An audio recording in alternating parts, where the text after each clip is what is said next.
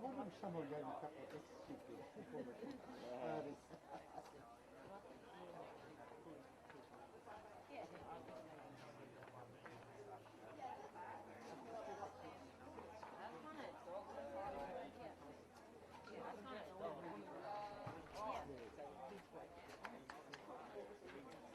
Yeah, but I got long. Otherwise I'd have won.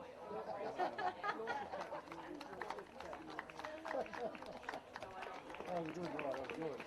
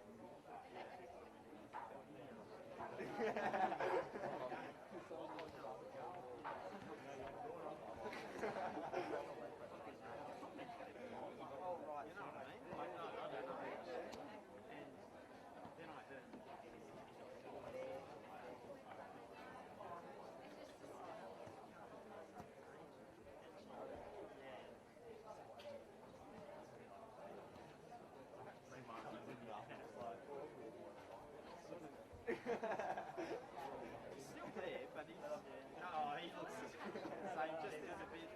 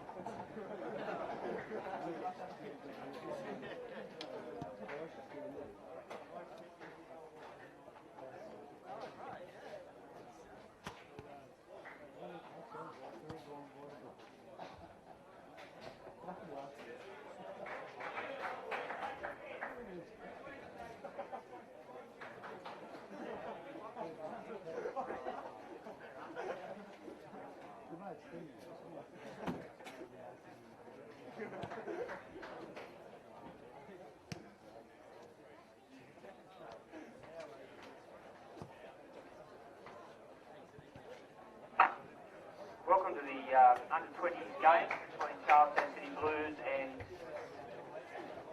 Edgeworth Eagles. Okay, playing for the Charlestown side are Mitch Benson, Brady McGritchie, Jack Tressida, Harry Richardson, Daniel Hughes,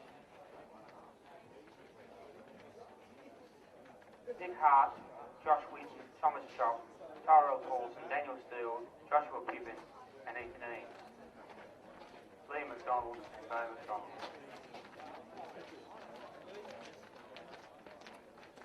The Edgeworth side, we have Declan Crook, Dylan Thurston, Oscar Coote, Matthew Dobson, Chopawase Gura, Johnny Halliburton, Thomas Kowalski, Josh Lee, Noah Steinert, Riley Todd, Ethan Williams, George Burke, Mick Callanan, Aaron McLaughlin and Trent Cole. Good luck to both teams. Just an announcement that North New South Wales require us to read out. Very important message. North New South Wales Football reminds spectators, players, team officials and club officials of their obligation to strictly obey the FFA Spectator Code of Behaviour and Code of Conduct. Abuse and harassment of match officials contravenes FFA's regulations and will not be tolerated. This type of behaviour is damaging the sport's reputation in the community and is driving match officials from our game. Please respect the fact that match officials make hundreds of decisions every match which are open to interpretation, and they are human and make mistakes just like players and coaches. Individuals who breach FFA regulations may be banned from attending fixtures and could face sanctions including fines, lengthy suspensions and lifetime bans from all football-related activities. Charlestown City Blues is responsible for the behaviour of our members and spectators, so we ask that everyone in attendance at Lowell Car Oval upholds our game by respecting the invaluable contribution of the match officials in attendance today. Thank you.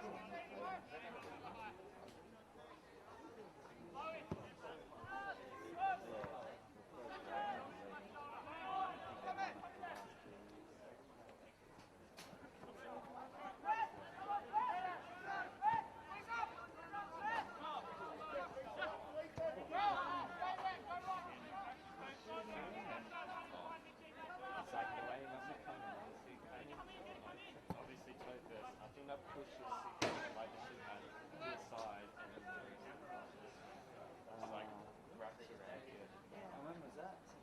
Right before I came. Oh, is that why you come Yeah, that's what I came. Yeah, you're going well. I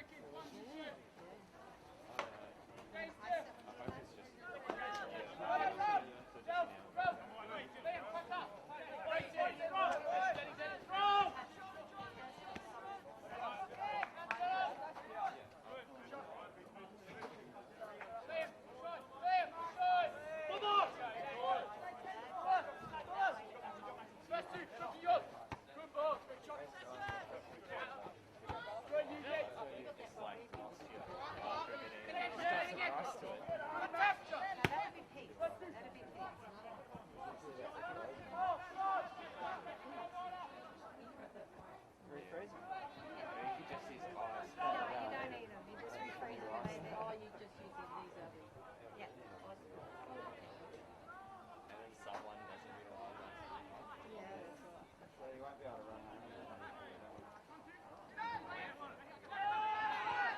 You got more sense than that, haven't you? You got more sense than running from here. Especially when you can drive. she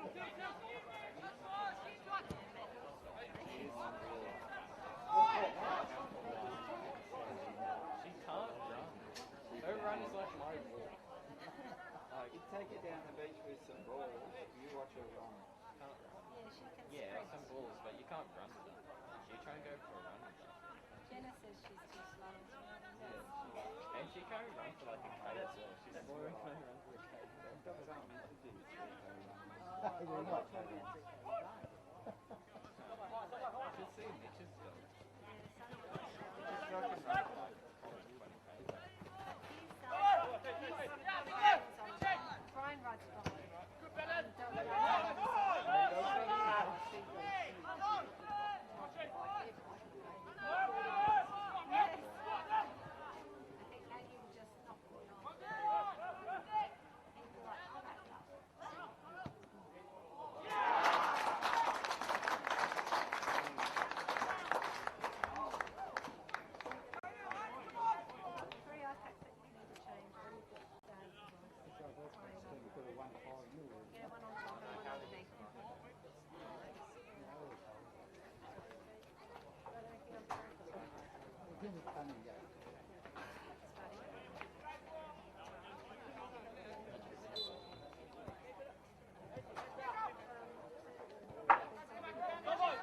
That goal for Charlestown was scored by number 8, Tyrell Paulson. Charlestown City Blues 1, Edgeworth 0.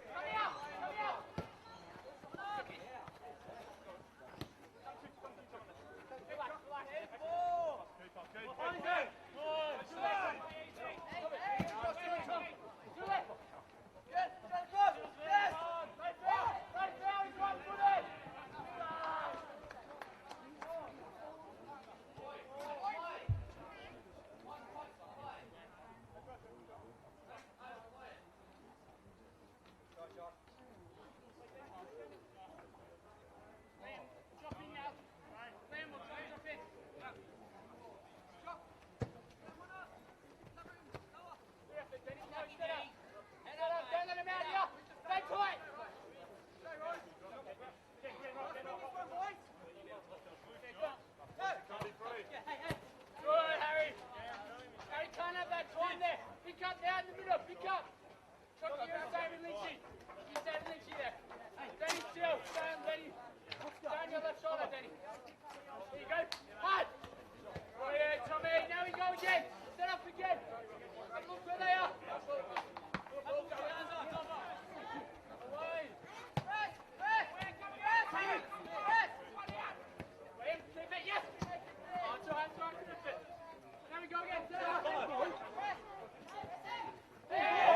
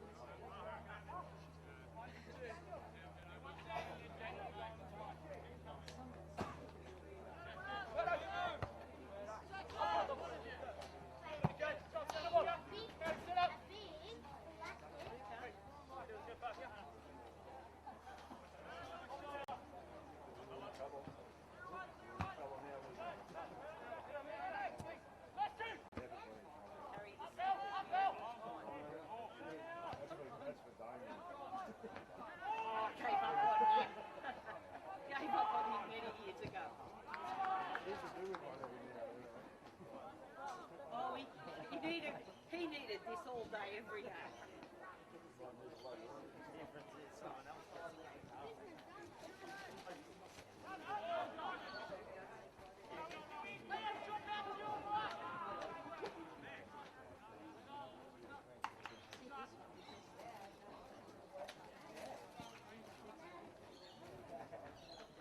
That saved me another. I thought he was allowed to have any more food. So he's had a share of yours. You would have only had that many and thrown the rest of it away.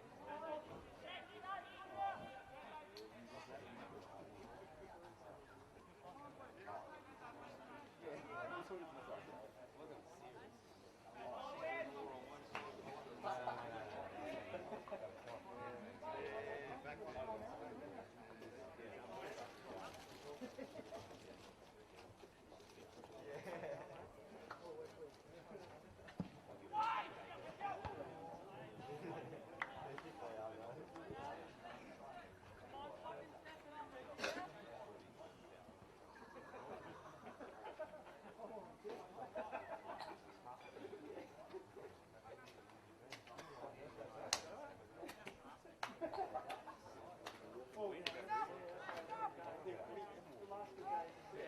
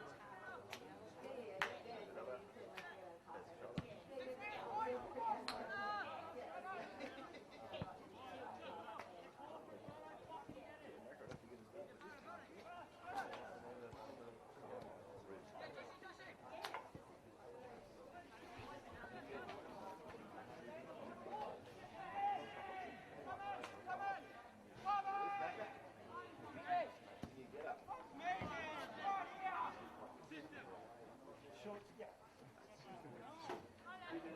normal for your post, mate. Might be have shoes on. That's right. Probably stolen or something as well. I mean, it is. Next door neighbour.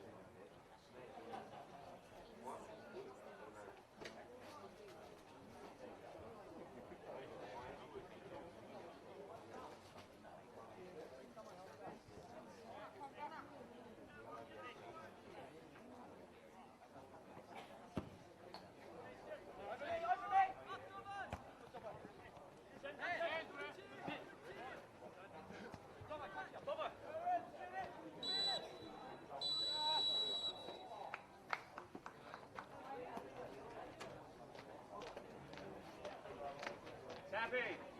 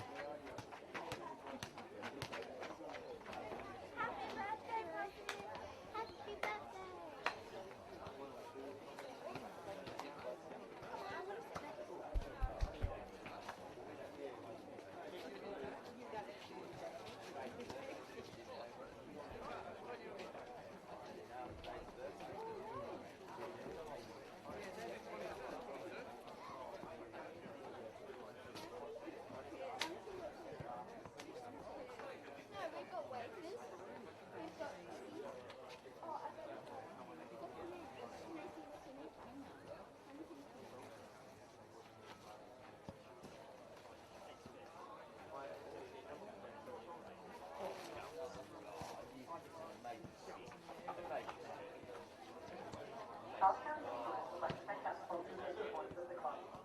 Warnings at the back. Why not visit Waters at Bay for lunch, dinner, a great night in entertainment, or to celebrate your special occasion?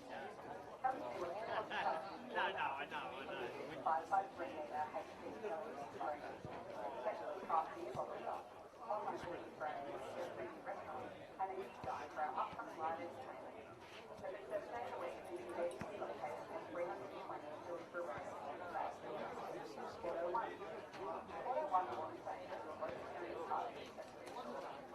birthday.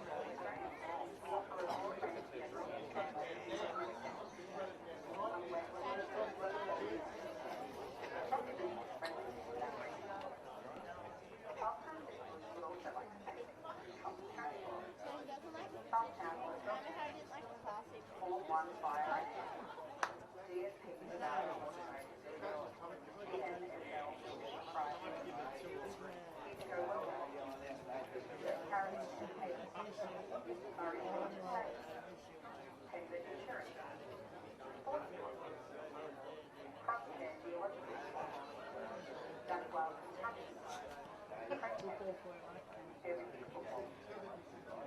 Charlestown City would also remind you that wild cards are free meals. If you wish to smoke, please do so outside the lounge. Patrons should be aware the grandstand area is an alcohol-free zone. Please consume any alcohol in the designated area on the ability of the campaign.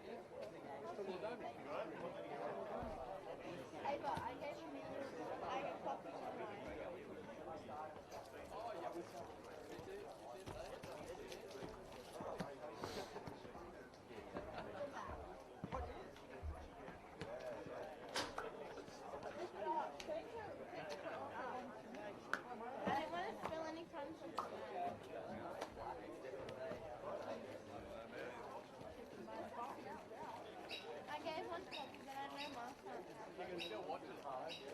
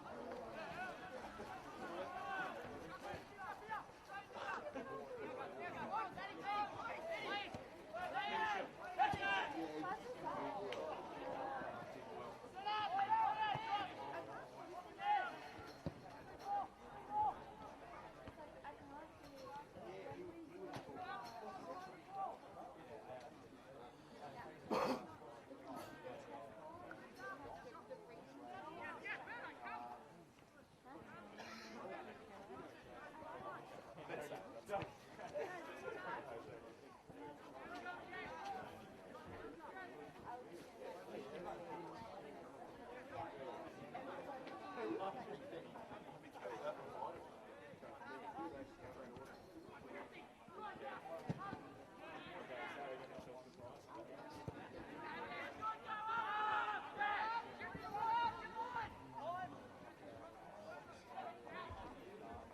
Ben, g'day, mate. G'day, Ben. I've got you set up over there. I don't know if it's I've got it set there. They're turned on. I just haven't. I'll test it out. Yeah, no, that's. Well, hopefully, I've got some new cables and stuff. So. All right. Is that anyone else coming on? Oh, okay, sweet. All right, mate. Okay, buddy. All right, mate. No worries.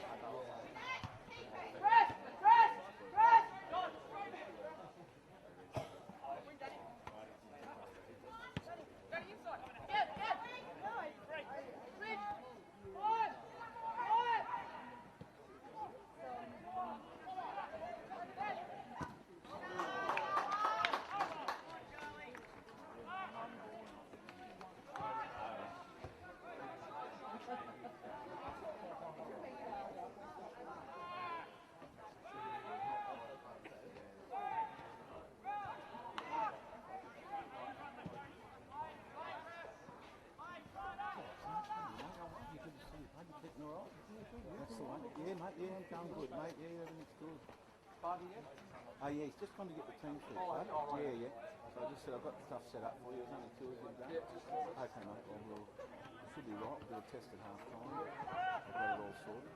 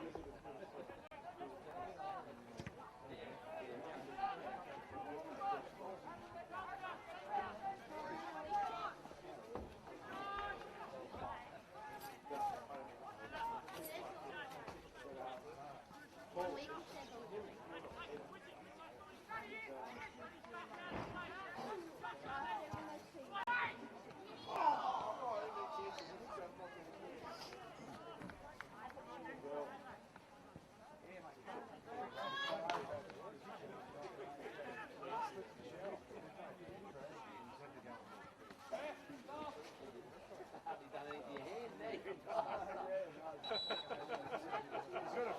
Well, actually, Thursday.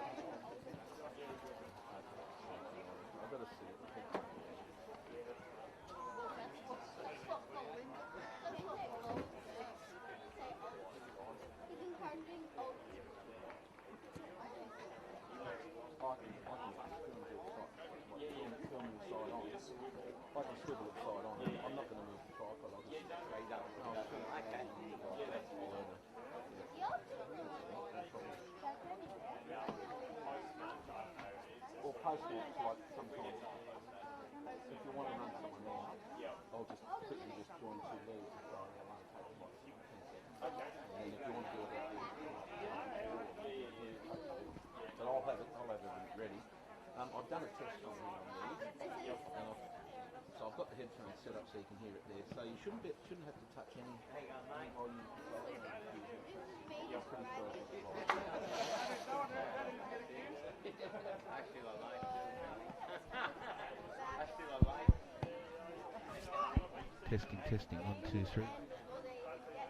And when if Smudge wants a headset, you can have one too. I've got a spare that I've been using here just for testing, so you can have that.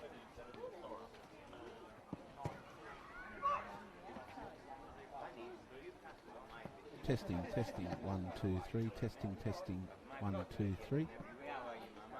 Test, test, 1, 2, 3.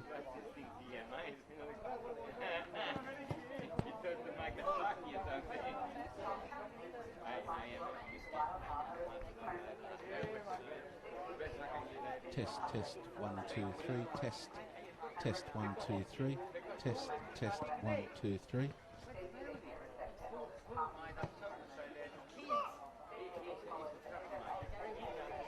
Test, test, test. Test, test, test. Test, test, test.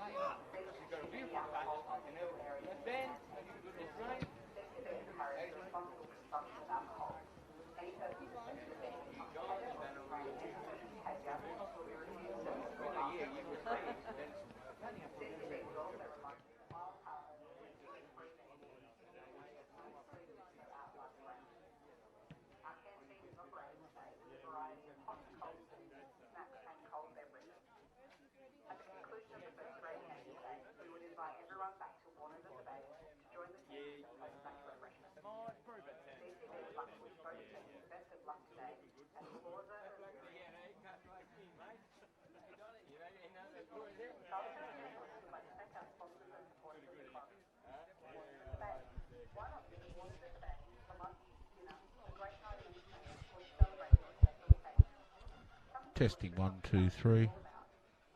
Testing. Testing, 1, 2, 3. Testing, 1, 2, 3.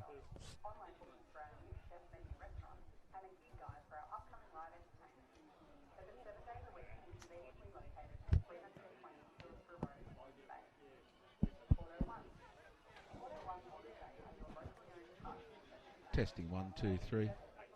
Testing. Test, 1, 2, 3.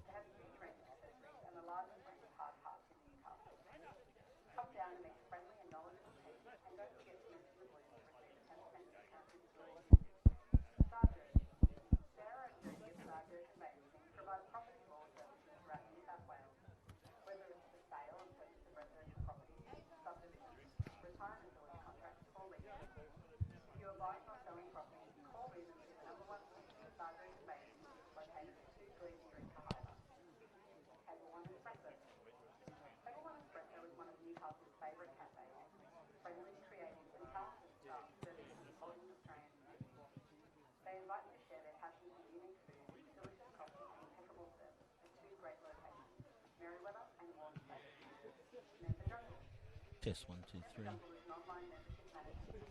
Test, 1, 2, 3.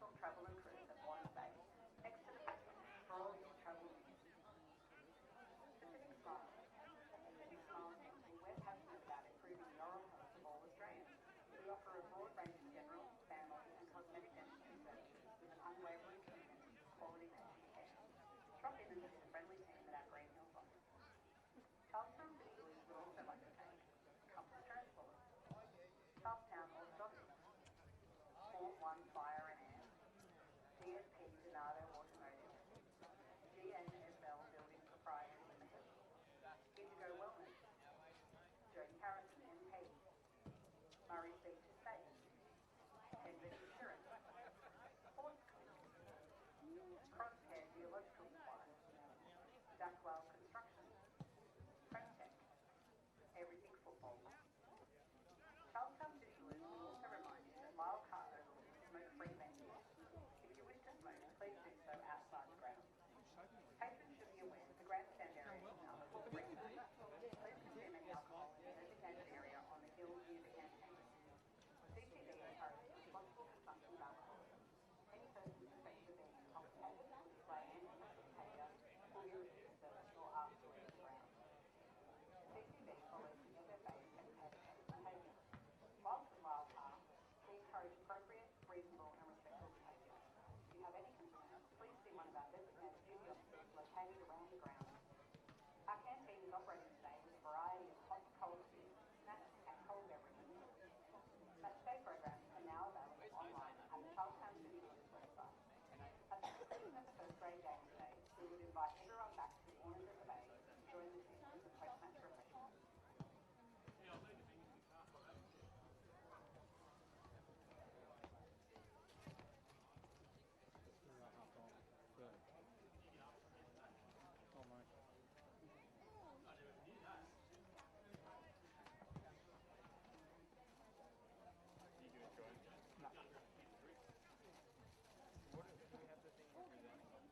Yeah, I've got a shirt. Have a look.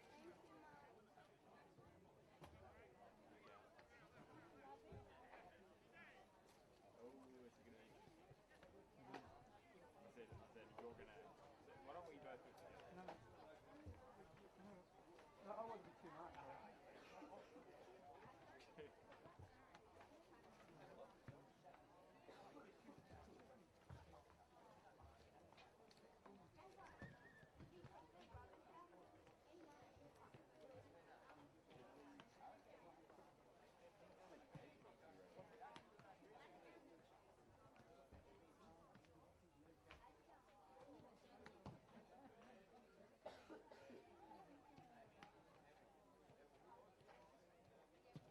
So who did you get a drop hit?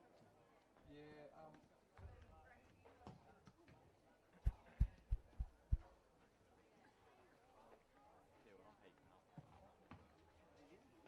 hating up.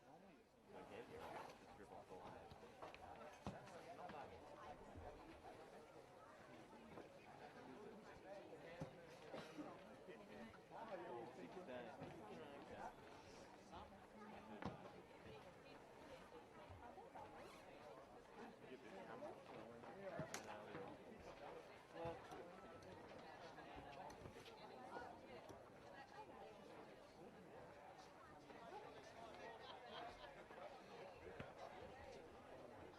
Hey Mike, have you got any tape by any chance? Or any advice? Yeah. I've just thank you for that.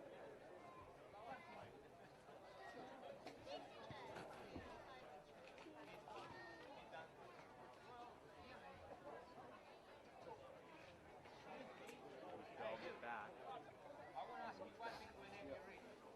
3 goals in his last 2 games.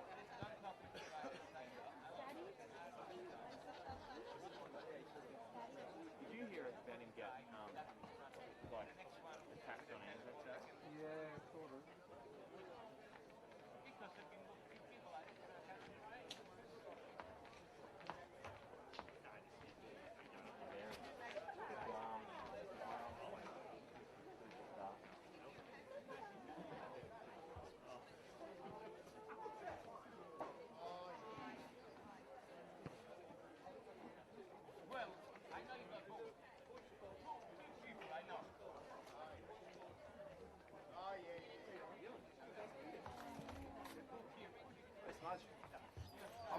I won't bother coming up at half-time. Okay. Yeah, I don't really want my face. I don't want publicity or anything from it. Oh, So right. yeah, you guys just go ahead and do it. Yeah, It'll all be right. good for him. So. Does he know where to come up here? Tell the grandstand about 3:10. Yeah, We'll all do right. it and run back to Khyber. Yeah, oh, is it Clive, is it? Yeah, the Khyber Southie game's on. Oh, okay. So yeah. Yeah, all right. Thanks for that. No worries, guys.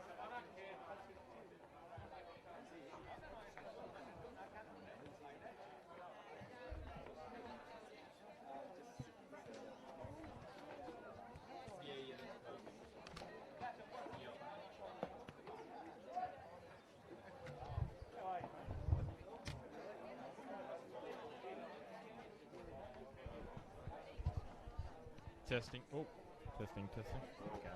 Well, we're giving Smudge the dodgy one, are we? Yeah, I bet you do, mate. Oh, yeah.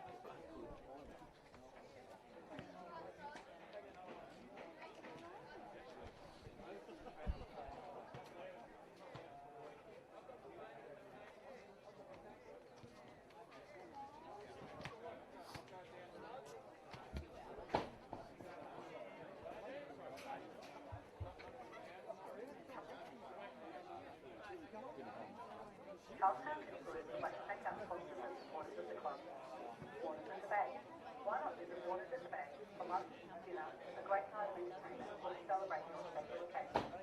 Come and see what true hospitality is all about from the new 5x3 metre HD LED screen. Specially crafted for online orders for our destination restaurants and a new guide for our upcoming live entertainment. Over 7 days a week, the convenience is located at 320 Wiltshire Road, Cafe. Auto 1. Auto 1 Waters Bay has a locally owned parts and accessories store and have been servicing Newcastle and Lake Forest for over 25 years. They have demonstrated accessories and the largest range of hard parts in Newcastle. Come down to the express and don't forget to visit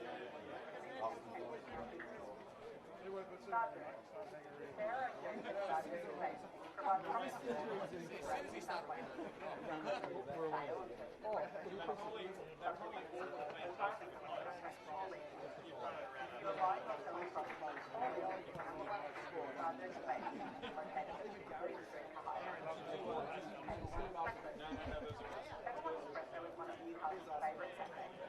friendly, creative and talented staff serving Australian morning. They invite you to share their passion for Newcastle two great locations, Merriweather and Warner Bay. Member Jungle. Member Jungle is an online membership management system. Makes it easy for clubs and organisations to manage their members, events and day-to-day tasks.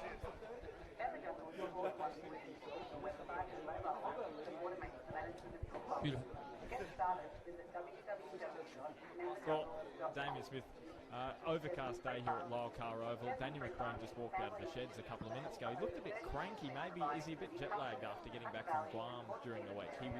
Guam made it into the second round of World Cup qualifying. Did they really? They did.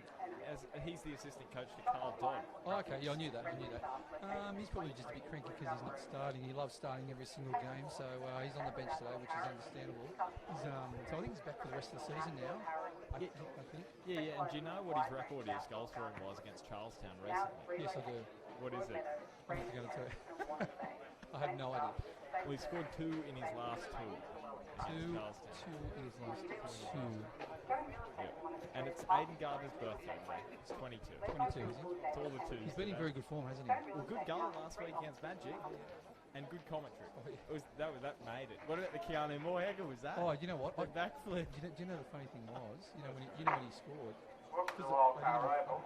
I didn't know who it was. Yeah. Well, you got it pretty quick. Being made I nearly said Magic first. New South Wales. Oh, Goal North New South Wales. Oh, yeah, I did hear that. Spectators, players, team officials, club officials of their obligation to strictly obey the FFA spectator code of behaviour. Yeah, what about, I love the backflip. Oh, golly. You must have learned that. That was great. Do you know what? Because I didn't expect it. Yeah. It was a terrific backflip. It was outstanding. His body angle, it was just fluid, wasn't it? It was outstanding. And they are human and make mistakes just like players and coaches.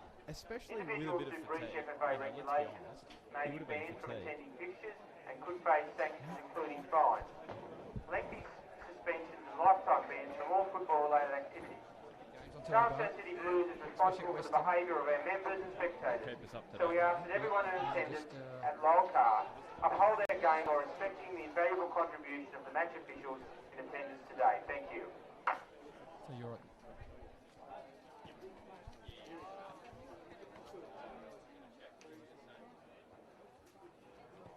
Other games of Western versus Adamstown, Valentine versus Maitland, two big games.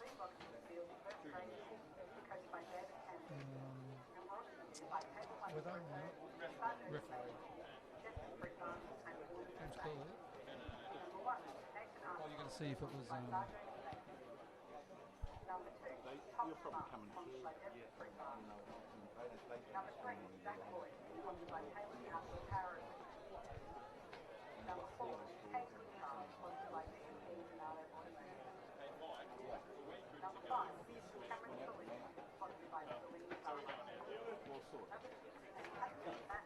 Here we go, you go now, they're coming on there.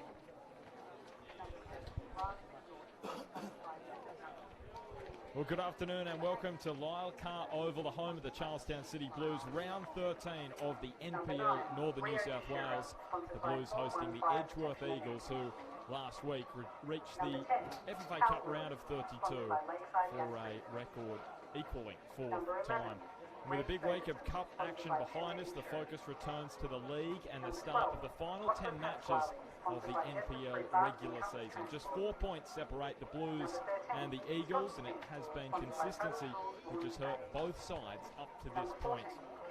The Blues have lost just one of their last five, but a slow start to the season where they lost three of their opening five really hurt them.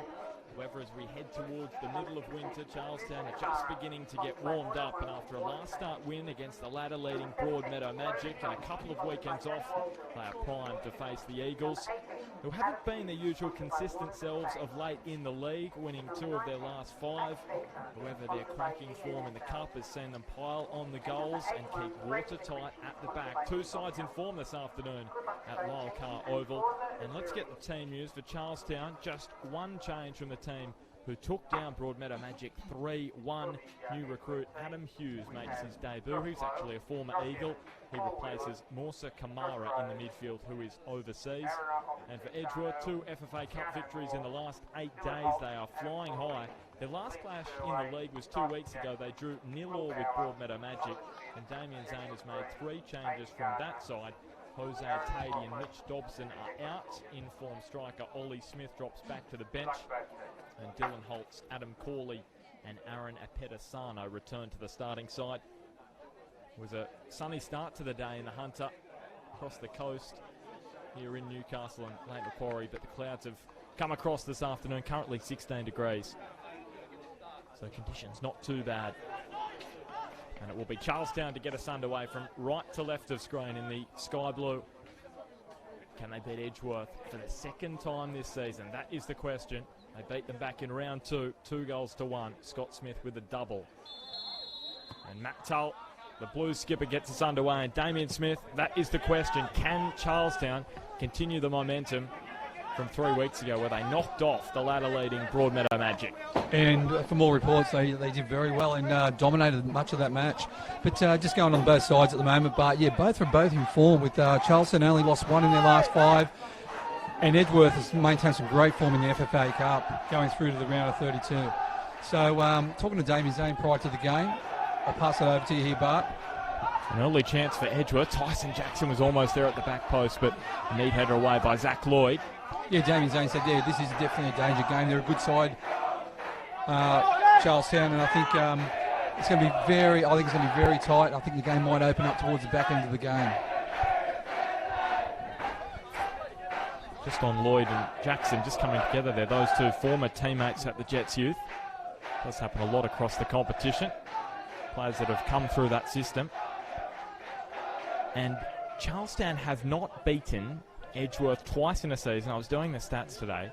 Since, Edgeworth haven't gone through a season where they haven't beaten Charlestown in the regular season since '97, and that was only 2 draws that year. So that just shows you the dominance of the Eagles against Charlestown, also Azuri down the years. Here's Pat Wheeler. I was looking at the Azuri squad just prior, even watching the warm-up and just looking at their squad. They've actually got a lot of depth this year, Bart. Azuri, they've got a very good squad. Talking to David Tancheski prior to the game, he's probably Rio, the little Japanese boy, number 10, playing in number 10, has been the central sort of figure. Here's Rose hooking it back towards Adam Corley, who's back in the starting side. Didn't play against Broadmeadow Magic a couple of weeks ago. Now Reen Ferguson. Thinking it forward. Yeah, Dave Tancheski has been impressed by that man, Rio Nishiura. Yeah, well, he said they're accustomed to playing a 4-4-2 majority of the time, like mainly with Smith and Goodchild up front. But with having a number 10 in your side, they haven't had that natural number 10 for the last few years. He's able to go to a 4-3-3 and play Rio as that number 10 just in behind Goodchild. And speaking of their depth, that was the issue for them last year when they got so many injuries. And they went down to the FFA Cup, that clash against Heidelberg, with a very depleted side. Well, look at their bench bar. You got McPherson, Scott Smith, Jamie Burns, Lachlan Pasquale, all first-grade players. Yeah, Scott Smith, a man who scored twice against Edgeworth in round 2 in that 2-1 victory. Funnily enough, the man who scored for Edgeworth that night, Ollie Smith, he's actually on the bench as well for the Eagles. As Kane Goodchild tries to nudge that pass in front of Nishiura. It's going to be a very good duel between Josh Evans and Pat Wheeler and Kane Goodchild. He's been in good form, Goodchild. He scored 3 in the last 2 games. Yeah, didn't score in 8 to start the season, which is his slowest start to an NPL campaign. Golden Boot in 2016 and 17. But he has found form, scored a double against Broadmeadow Magic in round 11. Didn't play against the Jets Youth the week after because that match was washed out. It's Goodchild trying to turn away from his opposite number, Pat Wheeler. So you're saying Charlestown haven't played for about 3 weeks or so? No, they haven't, and that is the question mark because it's tough at this point in the season. Edgeworth are a well-oiled machine, we know, and they've had 2 matches in the last 8 days with the FFA Cup. Question about them is fatigue. How fatigued are they? As Keanu Moore, away from the tackle of Smart, releases Dylan Holtz, and McNaughton has got that ball off Holtz, and it will be a goal kick. Yeah, great tackle. I think even with Damien Zane, he's rotated his players through the FFA Cup as well, the round 6 and round 7.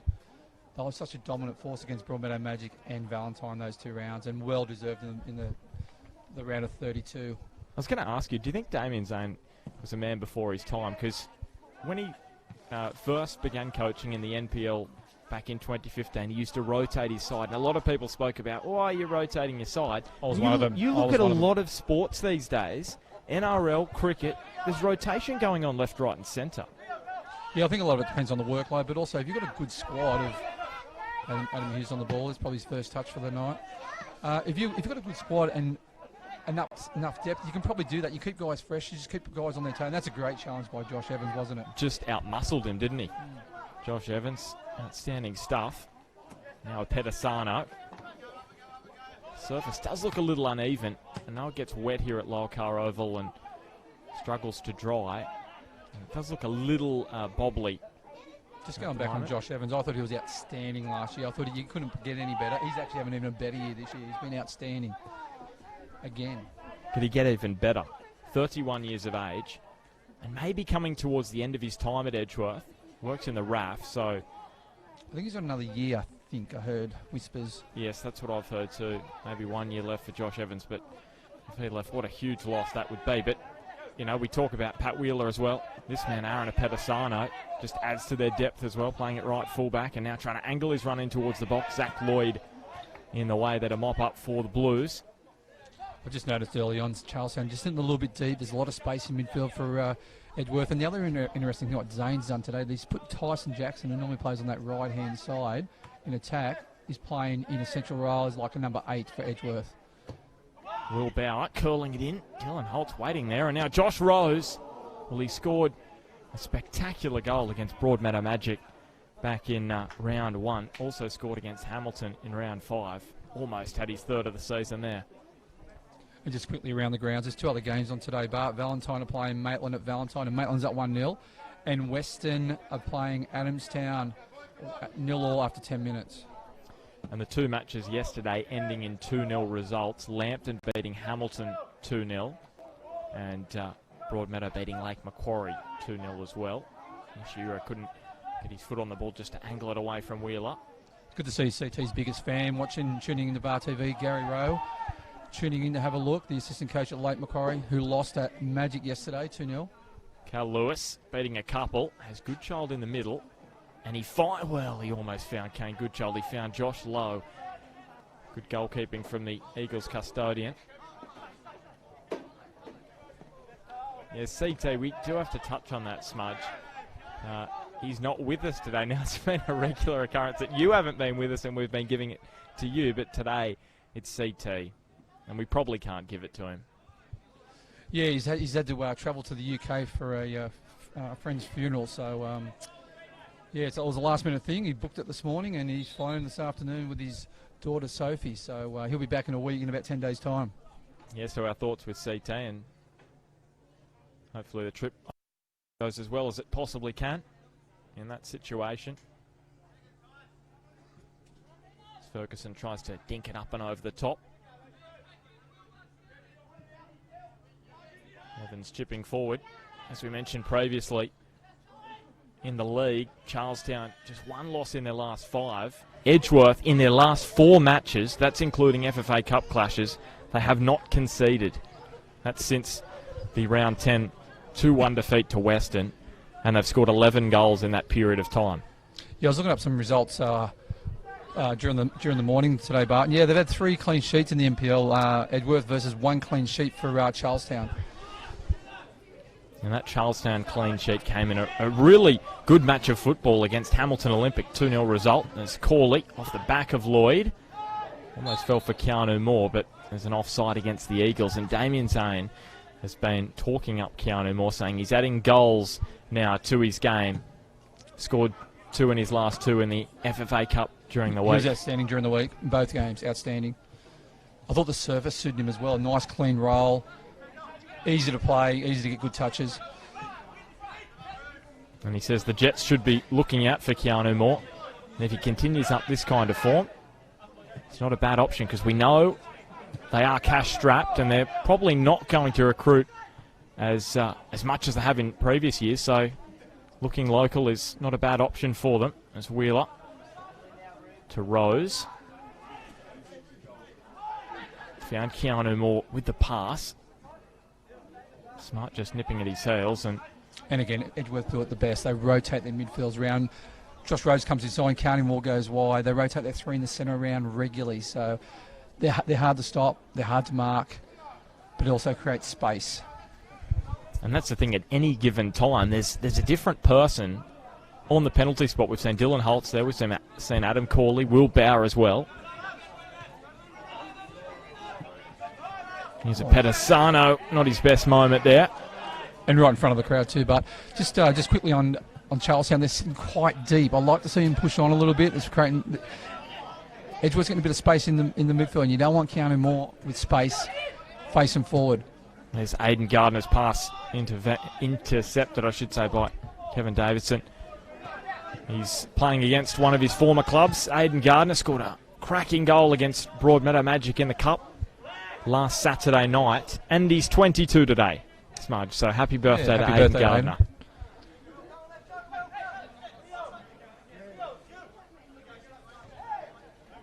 Ferguson. And Pat Wheeler's clearance into the midfield. Adam Hughes winning it in the air. Played in the A-League for Adelaide and Perth. He's been in China for the last 7 years. He's been playing for Zhejiang Yiteng. Yeah, I remember Adam Hughes back in the Breakers days. I think he was sort of just coming through the youth, and he was training with the first team around the early 2000s. So, yeah, it was always an outstanding young talent. So, and I'll tell you what, he had great seasons over in Adelaide United. That's a great ball, but just evades Josh Rose. Yeah, you said there was a lot of talk about him during that period with Perth and Adelaide. His last goal in Australia actually came against the Jets back in that final season in Australia in 2012. Here's Bauer trying to nudge it on towards Holtz, who scored in his last NPL match. That was against Broadmeadow, I should say, that was against Lambton Jaffers. Not his last NPL match, but a couple ago now. Ferguson. And Tull's touch was a little too heavy. The pass probably let him down. But Hughes picks up for Charlestown. Sorry, the experience of Adam Hughes, the way he positioned himself in between 2 players there and cut the ball out. Otherwise, that was a crucial intercept by Adam Hughes. How big do you think he could be for Charlestown in this back end of the season? 10 matches left. Really important period coming up. Yeah, just need to get him fit. He hasn't played for a while, so having a few weeks off has been good because he's been able to train a fair bit and get his hamstring right. But I think his experience, he'll be able to lead. He'll just sit in front of those back 4, which he is at the moment. He's 36 years of age, and he's been waiting for an international transfer clearance. That's been his problem, and also the transfer window for the NPL as well. So he's been here for at least a month. which is good for Charlestown in terms of getting him up to fitness, but hasn't been out on the park yet. This is debut for the Blues as McNaughton got some height but not direction on the cross. I like the way Rio turned there, the number 9 for Charlestown. He had a glimpse over his shoulder. No one was coming. He allowed the ball to come on his back foot and played out the Riley McNaughton. That was very well played. He's a good young talent, and Tanger's got big plans for him. Yeah, round 8, he scored his one and only goal thus far in the NPL, and it was a cheeky lob up and over the top against Valentine.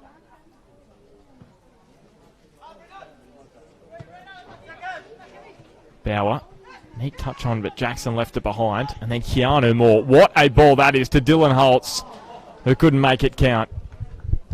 That was a high-class ball. He's picked him out, just curled it inside Riley McNaughton.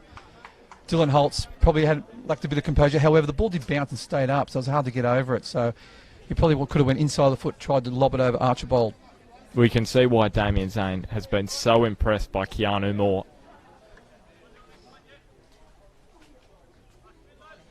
He was gushing in praise for his midfielder early this morning. And you can see why right then and there. Kane Goodchild. Now to Carl Lewis, who struggled for goals a little of late. Marine Ferguson into the back of the Pedisano. They haven't had one player score a lot of goals this year, Charlestown. Goodchild with 3, Ferguson 3, Smith with 3, then Carl Lewis 2. So Edgeworth, on the other hand, they've got Smith, Ollie Smith and Will Bauer with 6 each.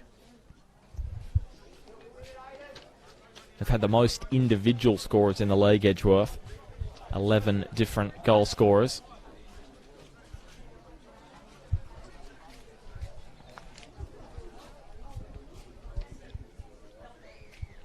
So Riley McNaughton rolling this one in towards the near post, but Aidan Gardner.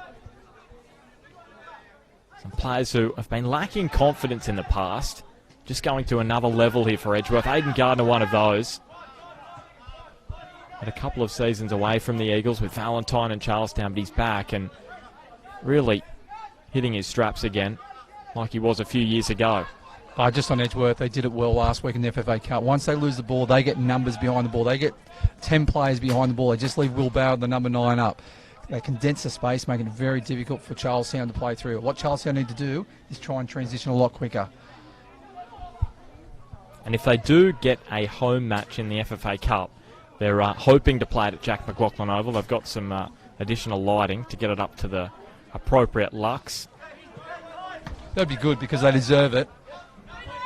They've played all of their home matches so far in the Cup at Magic Park. Kevin Davidson almost gave away possession. Finds Carl Lewis.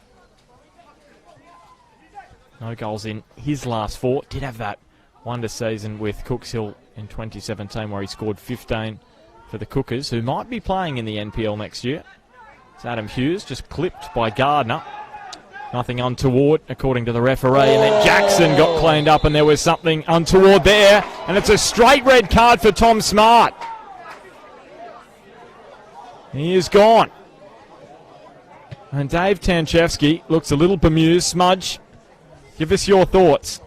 It's a tough one. He did go in firm. He wasn't really off the ground, was he? And this is why it's so hard for referees, because we're going, we want to see a replay, don't we? Yeah, we haven't got a replay in front of us. To me, I'm thinking that's probably at most, obviously, a yellow. Well, this is the thing. There was so much talk about the non-red card during the FFA Cup midweek of James Thompson, who came flying in on Kent Harrison. He was off the ground. He was off the ground, exactly. But I'm saying that gets in referees' heads when you see that kind of tackle. People are talking about how it should be a red card. All of a sudden, you see a tackle happen, flying during a match, and it can just mess with a referee's head. And you know what? To be honest, there was a foul on Adam Hughes just prior to that. That should have been pulled up for a foul on Adam Hughes. So I think Smart's he's unlucky there. I'd like to see the replay again, but we just sort of seen it live. We haven't seen the replay. Kevin Davison with a header away. All of a sudden, things getting even more difficult for the Blues. It hasn't been a happy hunting ground, Lyle Carr Oval, for them this year. They've won just 2 of 6 matches. You're just going back on Smart's challenge. It was clumsy, and he did go in. But to me, it wasn't intent. He misjudged it. I'd like to see it again. It looks like it's just a little bit of a clumsy misjudge. It wasn't like intent. So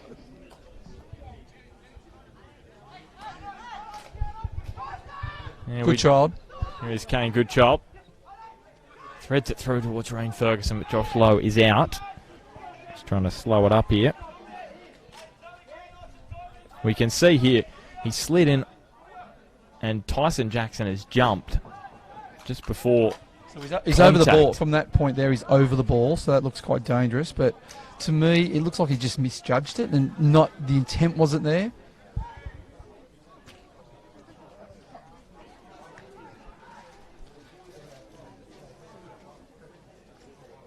So but in saying that, no one really argued either. No, and he just sort of got up and walked off smart. He never argued the point. McNaughton with the throw. Fair throw.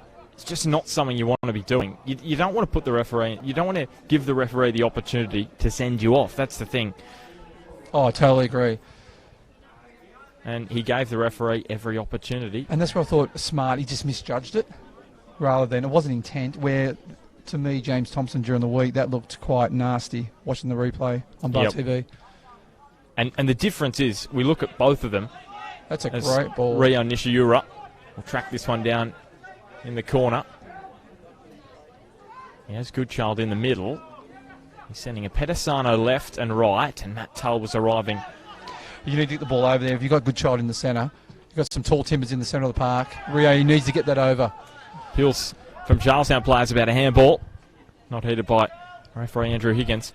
The difference between the two is Tyson Jackson goes flying to ground, Kent Harrison doesn't, and that makes it look a whole lot worse. Kent Harrison kept his ground, and therefore the tackle doesn't look as bad or spectacular. And to be honest, I don't think Edgeworth was saying that's a red card to the referee. So Corley, and now Rose. It's very important for Charlestown, down to 10 players, stay really compact. They could probably play a little bit deeper. But Goodchild's the key here. He needs to be the outlet. When they win the ball, he needs to position himself so there's an outlet pass. Otherwise, they'll be doing a lot of defending Charlestown. Now Josh Evans pushing forward and picking the pass towards Holtz, but Hughes there at the back for Charlestown. Keanu Moore with the outside of his boot, ricochets back to him. Great challenge by Reen Ferguson. Just looking at a few positional plays changes here. They've got Reen Ferguson, who was on the left side, has moved in the centre of the park next to Tull, and Adam Hughes has moved back to stopper, who is an excellent stopper as well, in place of Smart. Now Tull finds Goodchild. Returns the pass to Nishiura. They're shaping up for the shot. Now Cal Lewis wide to Goodchild. Dinking inboard. Evans with the clearance away. Adam Hughes is going to send it back with interest. Got plenty of height on the bounce, but Josh Lowe calmly letting it go, and Reen Ferguson pulls out the hurdles. He's all good, which is the good news, because sometimes that can end badly. Good play by Charlestown. When they get it to the feet, ball into Goodchild, get Rio on the ball. He's quite creative in that number 10. It's well played by Charlestown. And at the moment, they don't look like a side playing with 10 men, do they? They're no. Going forward. I think they just need to be careful going forward as well, because they have to stay very compact in defence, like they're doing now. So 2 lines of 4, and then Kane Goodchild up front. That's the defensive structure at this point in time for the Blues. And now Keanu Moore looking up. And they really tightened up at the back there, Charlestown. Squeezed the lines. Now Josh Evans. This could prove difficult for Edgeworth to break down. There's Rose clipping it in. Now out comes Nathan Archbold. I've just noticed it a few times, just in the centre of the park for Charlestown. When Edgeworth play a 1-2, sometimes they don't follow their runners. They need to be very careful, especially being a man down. Gardner to Jackson. And now Keanu Moore. So much space over on the left, but no eagle out there. Look at that close ball control. Now Jackson from distance. Well, from that kind of range, he scored against Valentine on Wednesday night. He was trying it out again. Nathan Archbold was up to the task, though. Gardner. And Jackson beating a couple. Cal Lewis back to clean up for Charlestown. And Riley McNaughton tried to find him. This is where Charlestown, they need to hold on to the ball. Otherwise, there's going to be a turnover, and they're just going to be defending virtually for the rest of the game. When they win the ball, they need to somehow hold possession for a little bit. Well, Matt Tull won the ball off Keanu Moore, but was short-lived for the Blues, who haven't beaten Edgeworth here since 2012. 3-2 on that occasion. Jackson. And Smudge, I can tell you, Kyle Hodges scored in that game. That was his last goal in Charlestown's 3-2 win over Edgeworth when he was playing for then Azuri. So they haven't won. He still hasn't scored for Hamilton, has he? He still hasn't. That was his last goal in the top flight. Here at Lyle Cart, Charlestown's last win at home against Edgeworth. Remembering they beat them in round 2, 2-1 at Jack McLaughlin Oval. And just on Hamilton, them losing yesterday, it's going to make it very difficult for them to make the 4. And Lambton are right back in there. It's just incredible in the league this year what one win can do for you. Can move you from outside or out of contention, seemingly out of contention, back into the top 4, because Lambton was sitting in 7th place, and now they're back in the 4 momentarily, depending on today's results. And Maitland already up, so they are climbing the ladder. Yeah, this year's been fabulous. Any team can beat anyone. Adam Corley standing over the corner. Decent delivery, and Archbold was under some pressure there from Pedasano.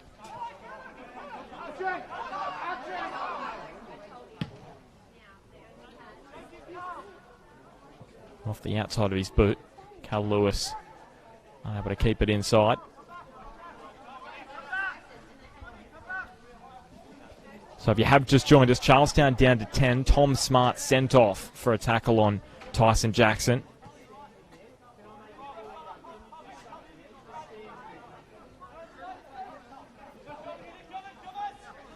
Gardner. Jackson. In front of a Pedasano. One of 3 changes for this Edgeworth side after their last NPL match, that 0-0 draw with Broadmeadow Magic. Evans, out of Jackson. Adam Corley, he's also back in the side.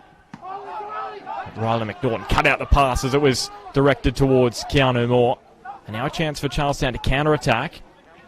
Cal Lewis, he's got plenty of pace, and Kane Goodchild, he's outnumbered up front, but Cal Lewis takes on the strike, and, well, it's going to end up closer to the corner flag in the end. And that's where someone like an experienced player like Adam Hughes, once you see Josh Evans going forward, you know, they're going to be skinny at the back. So if you can transition nice and quick, you're in with a chance. And that they'll 3v3 then. There's a good opportunity for Charlestown. They're not going to get too many opportunities. Is that the order of the day for the Blues from this point forward? It's basically going to be looking to score on the counter-attack. Yeah, well, they're not going to dominate possession. Even 11 on 11, they're not going to dominate possession. However, I think, yeah, they just need to be, if they can transition nice and quick, try and isolate Goodchild with just one defender, not 2, and let him get at the defender. Well, it's still 0-0 at the moment. And the longer it stays 0-0, the more and more chance Charlestown will give themselves of pinching one and taking all 3 points. Well played by Tyson Jackson.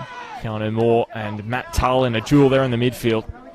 Spun away from Zach Lloyd, and then Tull returned to initiate a really strong challenge. Evans back to Josh Lowe, who will be the Edgeworth keeper, provided he doesn't get injured for the rest of the season. Nate Cavalieri is out for the year with a fractured finger. Oh, okay. I didn't realise that. Yeah, it was worse than first thought. Yeah, I knew he had his finger, but I didn't realise he was out for the year. Pedasano finds Will Bauer, who beats Kevin Davidson for pace and cuts it back. Falls for Adam Corley, who placed the shot. Good goalkeeping from the man in yellow, Nathan Archbold. It's been pretty good for Charlestown this year. I think fitness is going to come into the back end of this game as well. I think obviously Edgeworth's been ticking over, playing in the FFA Cup. Charlestown haven't played for 3 weeks, which is a long time between drinks. And they're down to 10 players as well. And that's the thing, there's a rest, but then there's that match fitness. You lose by not playing in 3 weeks, and it's probably a little bit too long a rest. Yeah, it's that match fitness intensity. Obviously, they would have been playing and training quite hard, but the intensity of match fitness, that's what you lose. So free kick here for the Eagles. Over on the left edge, and it's Josh Rose and Tyson Jackson who are deciding who will take. You would think Jackson, and it will be Tyson Jackson to take on that preferred right boot.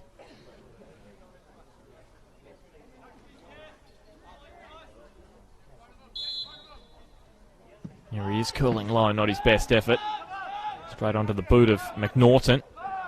Hayden Gardner striding forward. Didn't quite get the purchase on that left foot strike. As Archbold tries to find Kane Goodchild with a rangefinder there.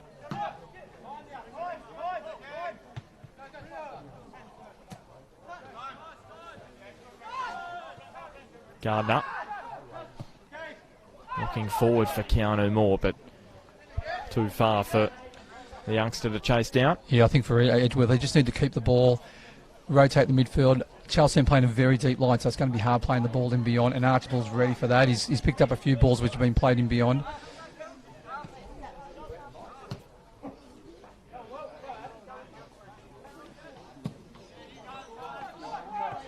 Gardner picking the ball up in the midfield again, sending Dylan Holtz on his way, who tried to provide that first-time ball in front of Will Bauer.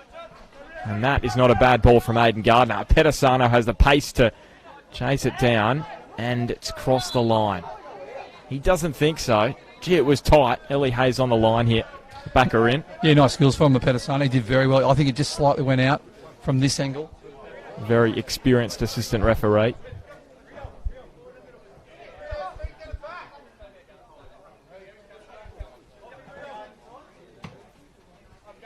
Ferguson hooks it up towards Kane Goodchild, but Aidan Gardner again.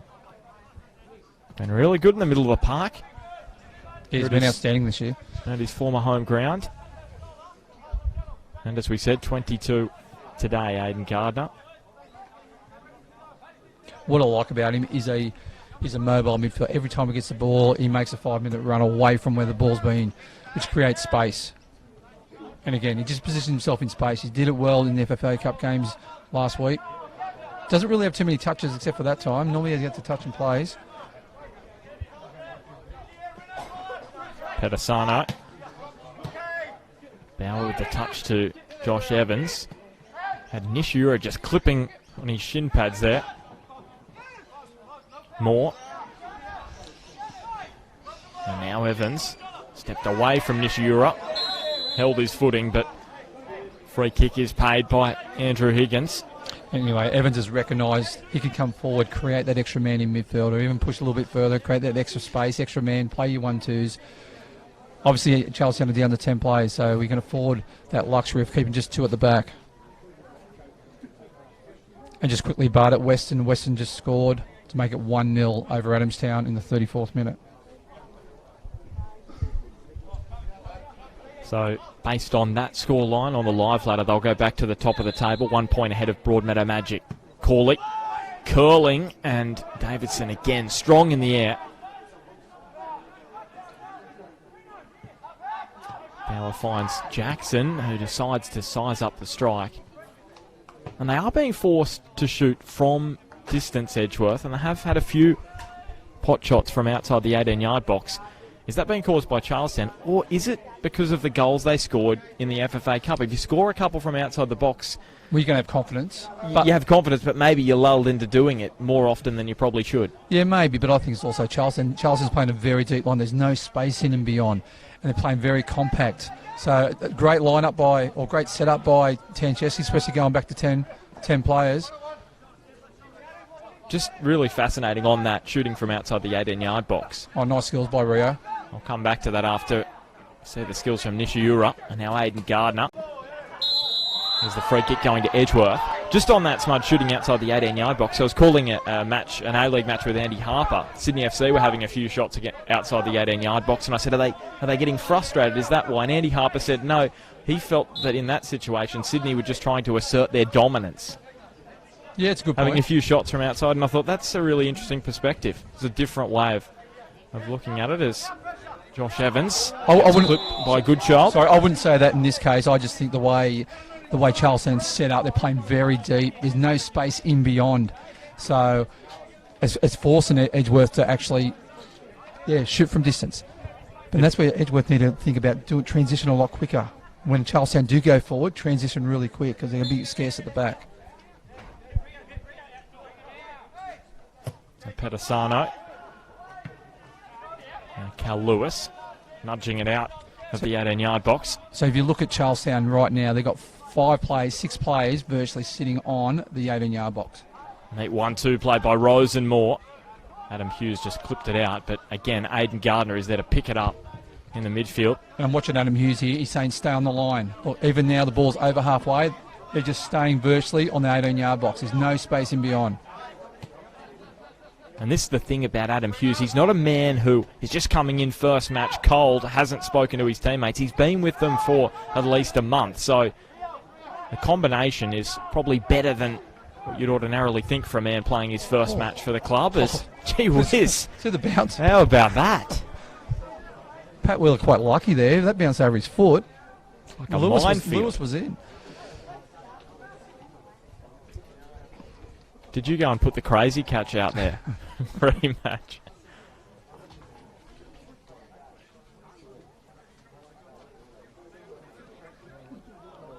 There's the throw from McNaughton. Goodchild brought it down, and I think he has won his side a corner. He's very good at using his body. So with Goodchild, you don't want to mark him like touching his body. You want to just be about a yard off. Otherwise, he'll roll you. So that's where Evans and Wheeler, they're very experienced defenders. They'll sort of just hold their distance a little bit off him so he can't roll off him. Just at Maitland, it's still 1-0 at Maitland, or 1-0 Maitland over Valentine with Andrew Swan scoring the goal in the 7th minute. There you go, Andrew Swan. He doesn't score too many. McNaughton. It was Adam Hughes who was stooping to attempt to head the ball. Lloyd. Nishiura. So this is where if Edgeworth do pinch the ball back, this is where they want to transition very quick because Charlestown's actually got numbers forward. They're quite lean at the back. Nishiro down towards the byline. And here we go. This is where Josh Lowe needs to probably go a bit quicker. Is that what you're saying? Yeah, that's what I'm saying because they've only got 2 at the back. Like, there's a lot of space at the back. Look at this. This is too long, isn't it, from Josh Lowe? Now they've got, 6 players clogged up the back line. Damien Zane getting a bit vocal on the sideline. He's actually just said, just want to score a goal. Like, he's frustrated. He knows you need to transition quick. He's saying... And I tell you what, Damien Zane probably only gets chatty from the dugout when he is really frustrated. And you sense that against the side with 10 men. Wheeler to Moore.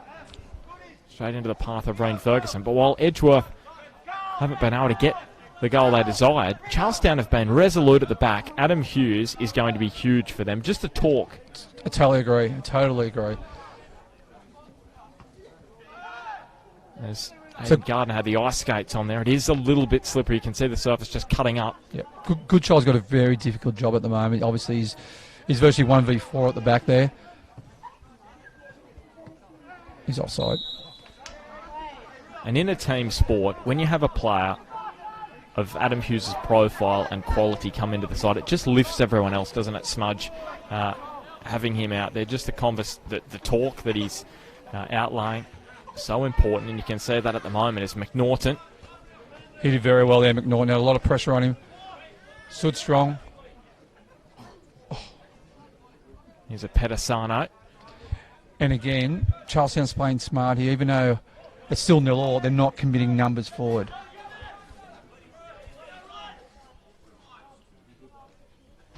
Because they haven't played for 3 weeks, so they'll probably conk out that last 20 minutes. They need to make sure they've got enough energy as well.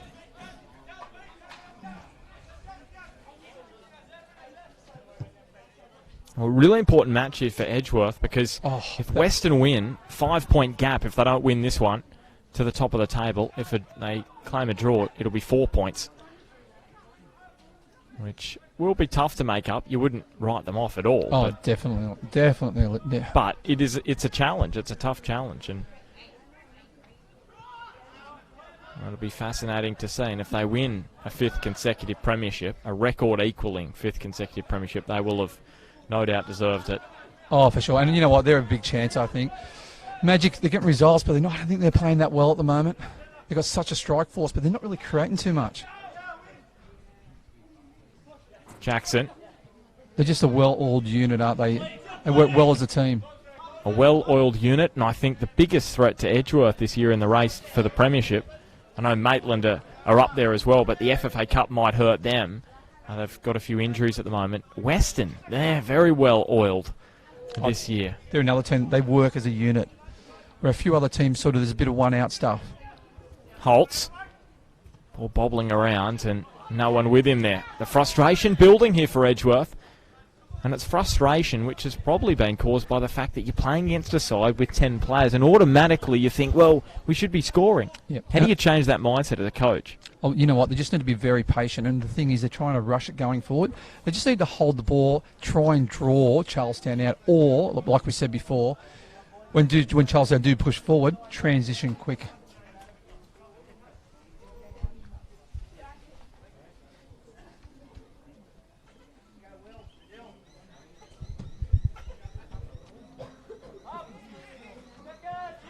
Nishiura brought that down really well.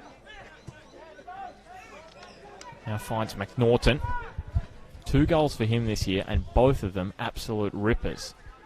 Against Lake Macquarie in round 3, and then in that round 4 wet weather catch-up match against Hamilton, Ferguson decides to shoot and sprays it well wide. Yeah, McNaughton, he's got a good goal in him every year. I've seen him play over the last quite a few years, and he scores a bomb every year. And he's not just a good footballer, a very good cricketer as well. I know a lot of NPL players, or a few of them, that are very good cricketers as well.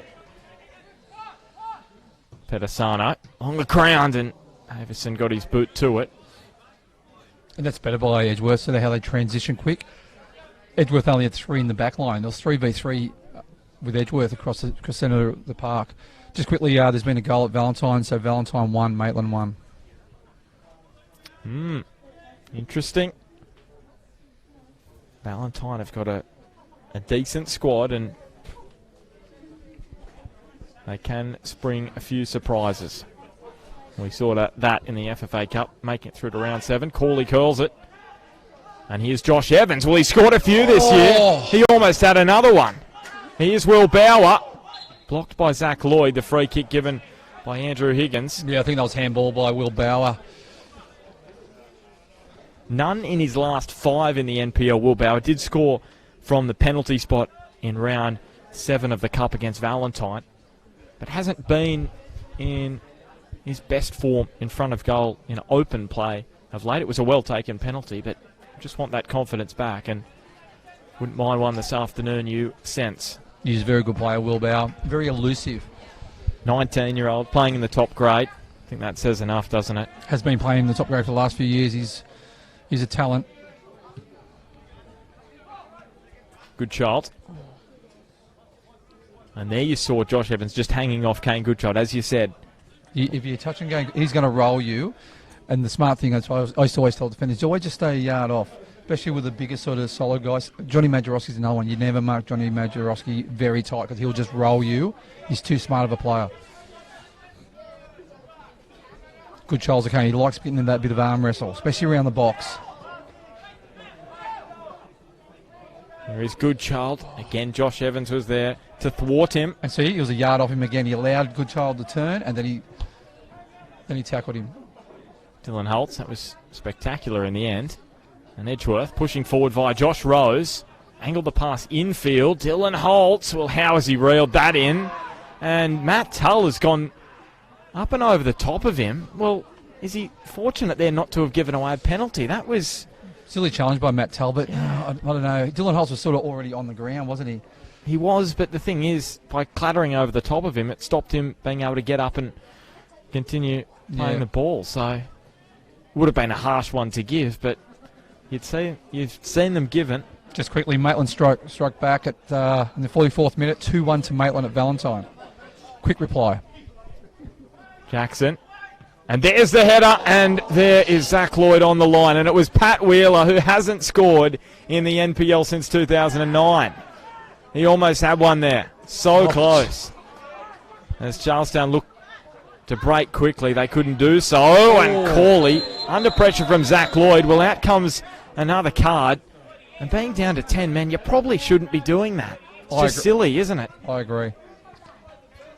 Over the years, Charlestown's discipline's been one of their Achilles' heels, hasn't it? But this year they've been very good, but they just need to be very careful. They're still in this match, and they've been absolutely superb this first half, especially defensive. And there's good shot again. He tries to face up. When he faces up, that's when he's dangerous, like a steam train.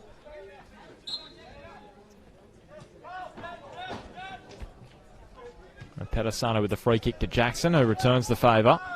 That pass a little too close to Davison, but Bauer did pretty well. Gardner. Now Wheeler, who is so close to a first goal in the NPL in 10 years. Oh, really? That is a long time. Keanu Moore, wide to Rose. Former A-League man back to Wheeler.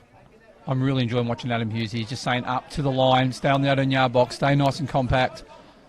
This is where their midfielders... Well, Gardner shoots from distance. Came off Riley McNaughton. And then Nishiura. Pedasana. He has got pace. Down to the byline. Cuts it back. Keanu Moore. Here's Rose.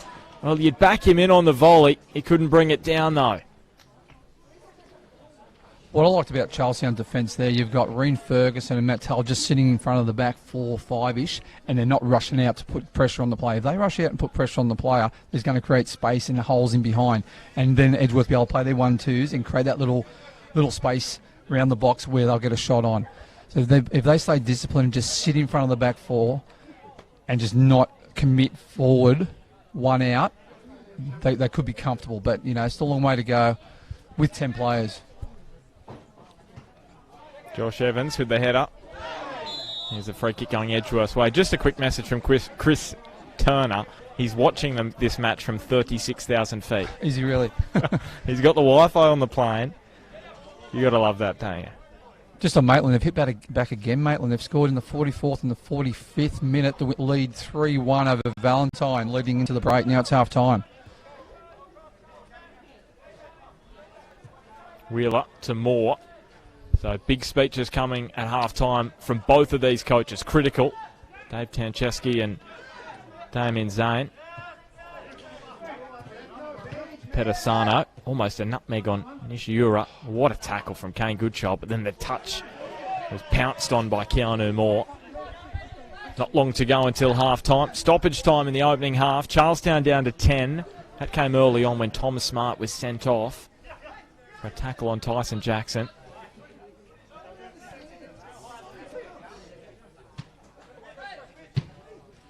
Lloyd hooking it up towards Goodchild. Josh Evans, he's had a chance in this half as well.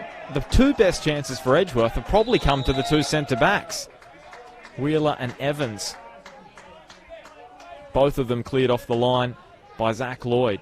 This is where Matt Tarley just needs to bite his lip here, or bite his tongue, because they're already a player down. I know that he's getting frustrated, but they've played very well in this first half. Defensively, absolutely superb. Tanger's setting up really well. And this is where Charlestown have the ability to capitalise.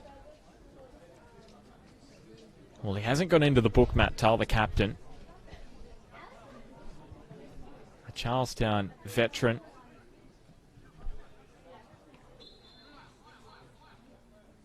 McNaughton stabbing it in towards Reen Ferguson. It wasn't a bad effort from the Blues.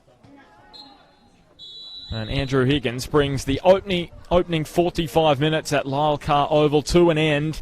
And it was a 45 minutes of frustration for Edgeworth after Charlestown went down to 10 men. It was Tom Smart sent off for a tackle on Tyson Jackson. And then Edgeworth really couldn't break down the Blues. And a big speech coming from Coach Damien Zane at half-time. Can he inspire their attack, or will the Adam Hughes-led Charlestown continue their defensive discipline? Half-time at Lyle Carr Oval. It's Charlestown 0, Edgeworth 0. Smudge, really impressed by Adam Hughes. So impressed by him at the back. Yeah, just his leadership, his communication. David Tancheski, even though they're down to 10 players, would be very pleased with his trips at half-time. Their defensive structure's rock solid. I think for Damien Zane, he's going to be frustrated because they're not transitioning quick. Their ball movement's not as quick. And I think he's got a big half-time talk at the moment. Well, Smudge, just for half-time, we've just got a special presentation to make, and I'm going to make that in just a second. And we're going to head up here with Ty Stedman, who has joined us here at Lyle Carr Oval. Ty, you've actually been watching the new FM Northern League 1. Tell us what it's like over there at Calliope. You're going to head back there in a second. Yeah, after I left, it was scoreless still, but South Cardiff did have a penalty. Dino Fajkovic missed it, and some fantastic players in that Southie team, so looking forward to going back and seeing how things are going there. But looks like a pretty intense game here too, Ben. Very, very intense. Similar scoreline. Now, I want to talk to you about what you're doing. I know you've had a tough time of late. Just tell me, for those viewers who don't know what you do, there's probably only a few, but just tell us what you get up to. Yeah, well, I run Newey Sports. We cover the New FM competition, the second tier of Newcastle football, and photos, announcing, interviews, just everything really. I consider myself a bit of an all-rounder. I try to be. It's pretty hard work, but we got a fairly big following of 6,500 likes on Facebook, so it's been fantastic over the last few years. And tell me what you love about what you do and why you do it. It's about giving back, it's about giving a platform for those sort of community level clubs to thrive on, and especially because the difference with us is we're there for 19s, 23s, first grade, so it's about getting the younger players a bit of a platform as well, so these NPL coaches can see those players in UFM and say, okay, we'll give you a try here, and we've seen that players come into NPL from what they've done on our channel. And tell me about this year. I know it's been tough for you. How are you at the moment? Oh, look, I'm getting there. Football is sort of, it's a second home. It's as you would know, like it's an emotional sort of sport. It can bring out, happiness, sadness, and, I just love sort of seeing people enjoy that and seeing the ups and the downs. And yeah, it's just the community, especially with New FM. I'm supported by all 11 clubs, coaches, players, and, heaps of people got in touch and said, how are you? And that's just what I love about the football community. It's so, supportive. And tell me, for the rest of this season and continuing on, Newey Sports will continue. Is that the plan? Yeah, that is the plan. Hoping to be back better than ever for next year. We've sort of taken a little bit of a step back this year in terms of filming games and whatnot, but as you know, it's pretty hard because we don't have a budget or anything like that. We just run on a volunteer basis, so it's hard work, but we'll be back next year better than ever. Well, Ty, you do an outstanding job. What I'm going to do is I'm going to present you with this Bar TV. There it is. Smudge has got it, with this Bar TV shirt. So thank you for everything you do. And I know you've got to get back to Khyber, but we really appreciate it. No, I appreciate it, mate. And congratulations to Bar and all their work. I enjoy watching the NPL and look forward to seeing how the rest of the season goes. So thank you very much to the guys. Thank you, Ty. Thank you, and hope the rest of the season goes well. Cheers, mate. Thank you. Cheers, Ty.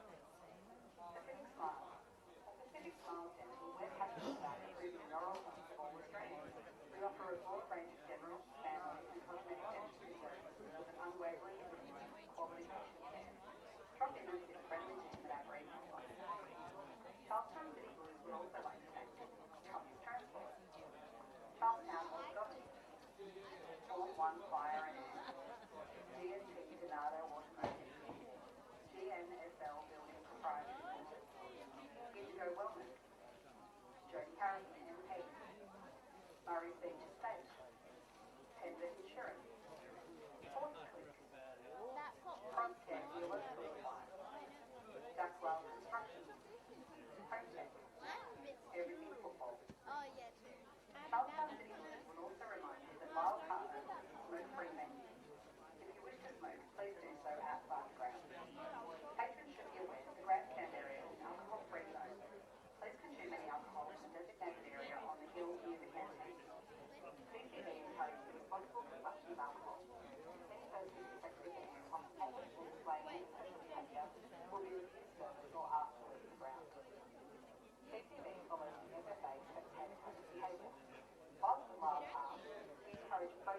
unreasonable and irrespectful behaviour. If you have any concerns, please see one of our designated duty officers located around the ground. Our canteen is operating today with a variety of hot and cold food and cold beverages. That day programs are now available online at the Charlestown City Hall website. At the conclusion of the first grade game today, we would invite everyone back to the village space to join the team for post-match refreshments.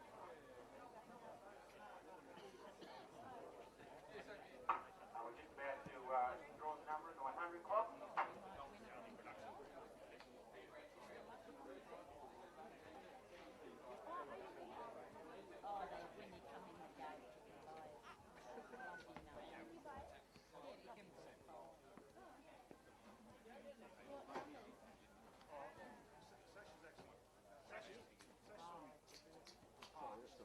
Deciding whether to get across or not. I don't think I have enough time.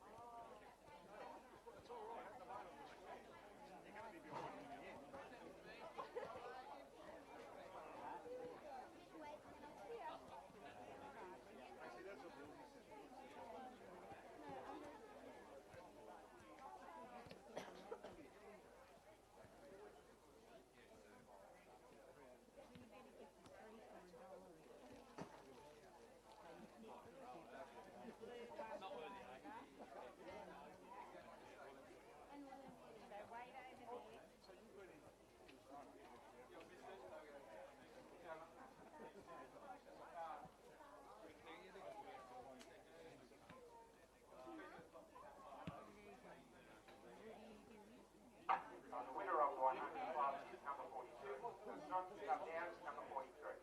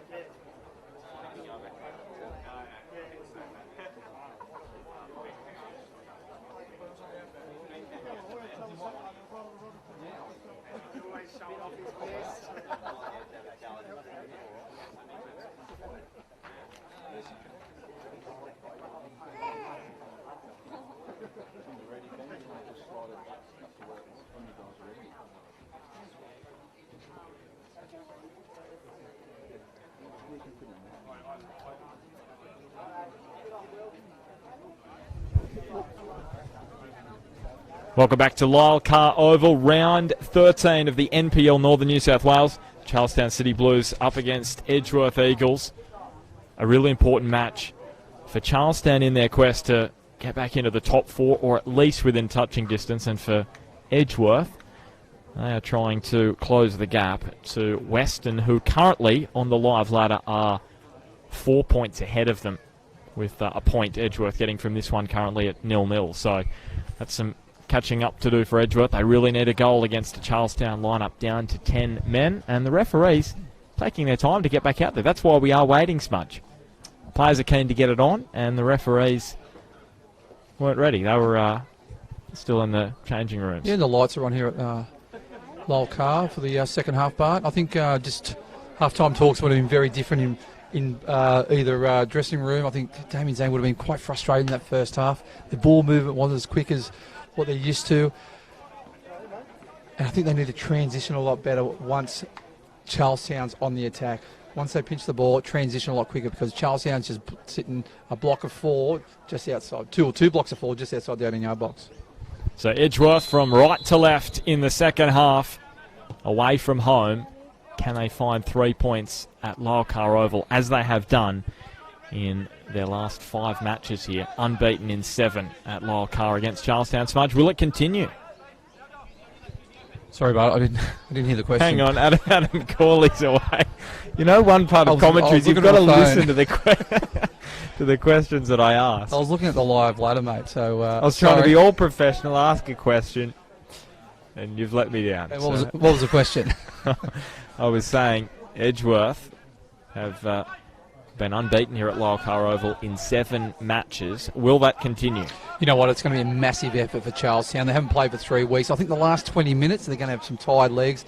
Adam Hughes hasn't played for a while. He'll marshal the back line. And again, they're sitting nice and deep. No space there for Edgeworth at the moment. Just waiting for a mistake, and then they pounce. But it's a key for Charlestown. Once they win the ball, they need to keep it. Otherwise, they're going to be defending for a large part of this half. And on a heavy pitch, that is going to take a lot of juice out of the legs. Yeah, that's right. So it's very important with Tancheski how he uses his subs as well. Because I think Kane Goodchild, I can't see him lasting 90 minutes, 1 versus 4 up the front there. He's worked tirelessly in defence as well. Is it a straight swap for Dave Tancheski? He's going to bring Scott Smith on and replace Kane Goodchild? Yeah, or a Smith or a Burns, or a Jamie Burns. He's got some engines as well. So I think for Charlestown, it's about staying compact, staying very tight, not playing too much of a high line. He's offside. Let Edgeworth play in front of you. You don't need to commit, and allow Edgeworth just to take the long shots, which they've been doing in the first half. They didn't have many shots inside the 18-yard box. As we're saying at the end of the first 45 minutes, a lot of the chances that Edgeworth, or the 2 best chances they had that were cleared off the line, were from Josh Evans and Pat Wheeler, who currently sit alongside each other as the Eagles' centre halves. And they're both from set pieces. I think for Edgeworth in this game, I think they need a poacher up there, especially come the last half an hour, because they'll get a few nibbles. Corley looking forward for Will Bauer. Hasn't scored in his last 5 in the NPL, and that pass overhit. And that was better by Edgeworth. They transitioned a lot quicker. Charleston had scattered numbers at the back. It was 3v3 there, so if Will Bauer he'd sort of just punched the ball a bit too hard, but he had a bit more finesse about it, they were in. But I think the key is for Charlestown, they need to stay very compact, very tight, and just wait for the opportunities to come. And I wouldn't be surprised if Damien Zane makes changes if there's been no action within the next 10 to 15 minutes. He's got McBreen, he's got Oliver Smith, who's their leading goal scorer, with Will Bauer on the bench. Gardner now in front of Apetesano, making the overlapping run, the right fullback. Nishiura dropping back defensively and winning the ball, the Japanese import. Critical moment there for Charlestown to win back possession, and should win the free kick, and do. He did very well, didn't he? Just at Western scored a second. They lead Adamstown 2-0. So the Bears are back towards the top of the... Well, they will be back at the top of the table if that result stays as it is currently. How many points did 4th place get last year, Bart? Were you testing me? Yep. 36? The thing is, when you're commentating so much, you're really only focusing on this game and the notes that you've got. I'm trying to think who made the finals last year, now that you say that. Lambton finished 4th, and they probably would have been on about 35 or 36 if I'm going to have a stab. So if you're looking at Western, if they win today, which they look like they will 2-0 up, they'll go to 26. So if they get another 10 points, they'll make the 4. Lucky Professor Google exists, because I'll bring it up in just a second. And that's going to be the difference this year. I think it's going to be a lower number because you've got more teams beating each other, one down to 8th place on the table, maybe even 9th, with Valentine having their moments this year. Reen Ferguson wins the ball back for Charlestown, distributes to Nishiura. So I can tell you, Lambton, 34 points. That's what got them into the top 4 last year. What about the year before? Oh, you've just closed it. The year before it was about 37 or 38 for Magic, because that was the Valentine year. That's right, but 5th place was like low 30s, wasn't it? That was a bit of a gap, I'm pretty sure. Yes. So I'm thinking, it's going to be 32, maybe 30. Is that what you're thinking? No, I'm thinking maybe 34. That's what I'm thinking.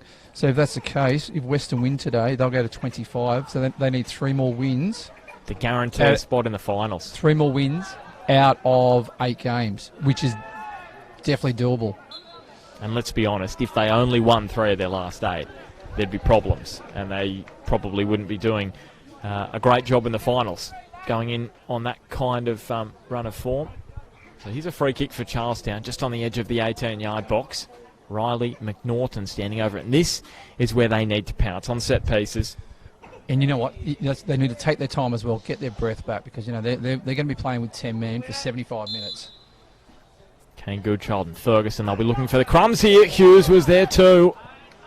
Corner kick for Charlestown. That was dangerous. And just imagine if they pinch one here. Wouldn't that throw the cat amongst the pigeons? Agree. And on the flip side, if Edgeworth do win possession here, they can transition quick. Charlestown's only got 2 at the back here. There's a lot of space. Not putting the mocker on Charlestown here because they're on the attacking. Are you surprised that Edgeworth haven't got a man up on halfway? They've got 10 in the box, and Adam Corley just sitting on the edge of the D. Here's the corner from McNaughton. Swung in. Ferguson there, and Josh Evans alongside him. Davidson back in. Dylan Holtz and his opposite number, Reen Ferguson, a duel. It falls for Matt Tull. Now Nishiura. Cal Lewis on the spin. Can he find Goodchild? He couldn't. Well, Goodchild was unmarked. That was a great opportunity for Charlestown, wasn't it? Just could not get his foot on it. And you're right, Goodchild was unmarked on the back stick. Well, isn't it funny what happens sometimes when a side goes down to 10 men? Nishiura now curling. And he had to have started that one a little further outside the far post and got a little less height on it. Josh Lowe is going to be made to work for his money there. He's a good player, Rio. I like the way when he faces forward, he's not frightened to take the attacker on, and look at Scott Smith starting to warm up. And Damien Zane has got his bench to warm up as well. Daniel McBreen, Ollie Smith, Aaron McLaughlin there as well. Could he make a rare appearance in first grade? He hasn't been in the first 11 this year. Wheeler. Now Bauer.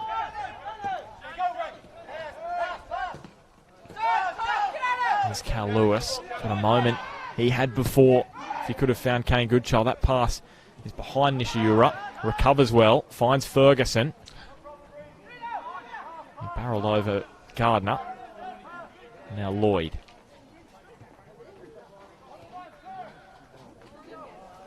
There's Dylan Holtz on the turn. Will Bauer has got some speed, and he's in front of Davidson. He has Adam Corley in the middle. Pushed wide by Hughes. That was well defended by Adam Davidson. It was a risky. Adam Hughes. Adam Hughes, well defended by Adam Hughes. Adam Davidson. Just combine the two of them, Smudge. Make a super defender. Here's Rose into the middle. And then Zach Lloyd. Well, it fell dangerously there for Dylan Holtz at the back post, but he was off balance in a really acute angle. Just going back, I do know an Adam Davidson who used to play up here at Charlestown. He was a very good player. So here is the change coming from Edgeworth. You can see Rod Lindsay there chatting to assistant referee Ellie Hayes, and it's going to be Ollie Smith, their leading goal scorer. Alongside Will Bauer as leading goal scorer. Isn't it incredible? Will Bauer, their leading goal scorer, hasn't scored in 5 NPL matches, their last 5, so hit the ground running this year. And Ollie Smith, he did hit the ground running, scored a hat-trick in round 1 against Broadmeadow Magic. Also scored in round 2 against Charlestown. Yeah, we said at half-time, Bart, that Zane will make changes after 10 minutes, and he has. So can Ollie Smith find a goal? Had a great week in the FFA Cup. 4 in his last 2. 2 against Valentine, 2 against Magic.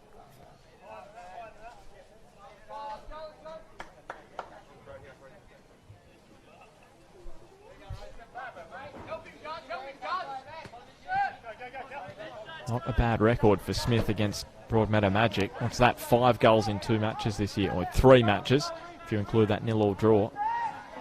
Ferguson. Davison up to Lewis, and now Matt Tull. Smart play by Tull. He just got his body right in front of County Moore. Well, this is the way they like it, Charlestown, don't they? Backs to the wall.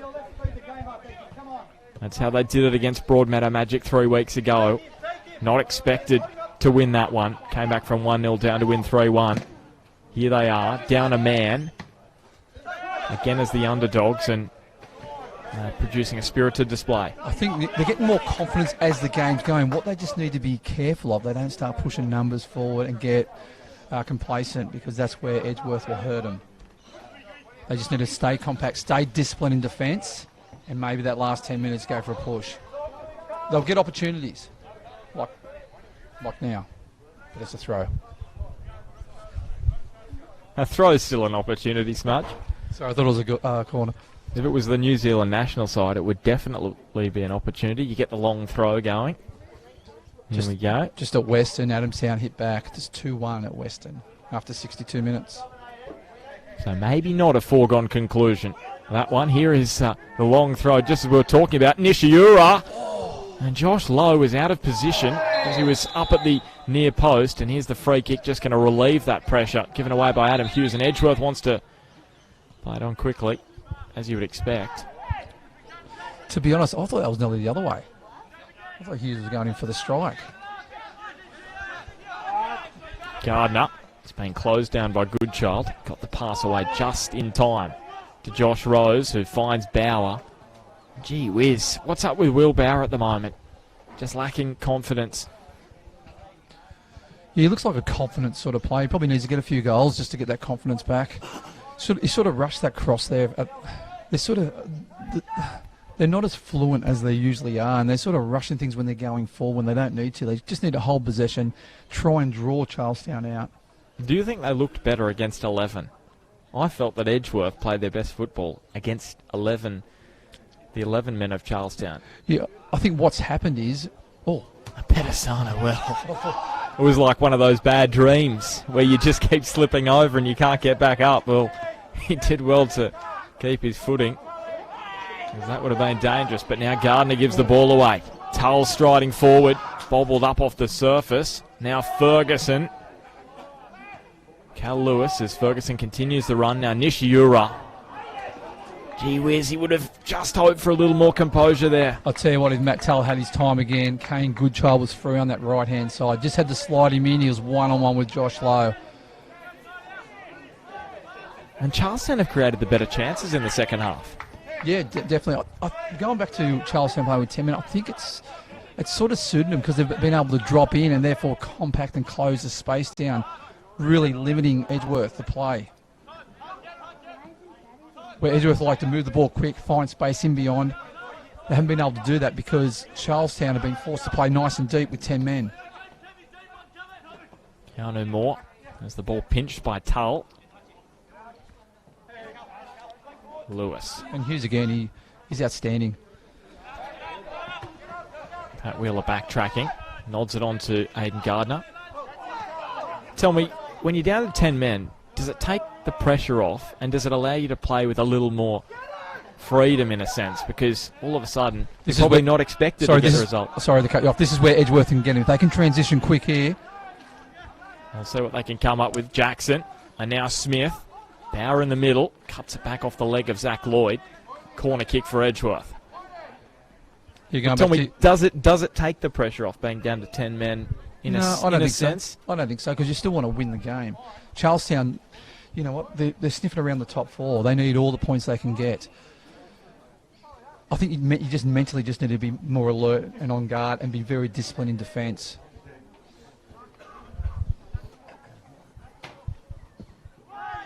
Free kick got some curl on that. So Will Bauer. Now a foot race between a Pedasano and Davidson. Well, both of them clattering into the fence there.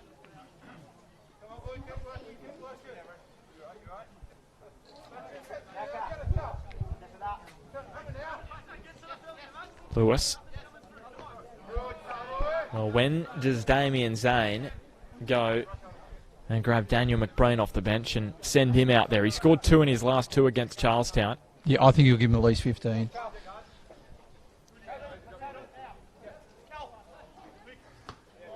Especially if the scoreline remains as it is now. Yeah, exactly. Depending on the scoreline, I think with 15 to go, but I think he'll give him 15. Evans just angles the pass up and over the top. Now a Pedasano. Look at the speed of Aaron Pedasano across goal. Too close to Nathan Archbold. In a way, this game's sort of set up for McBreen to come on.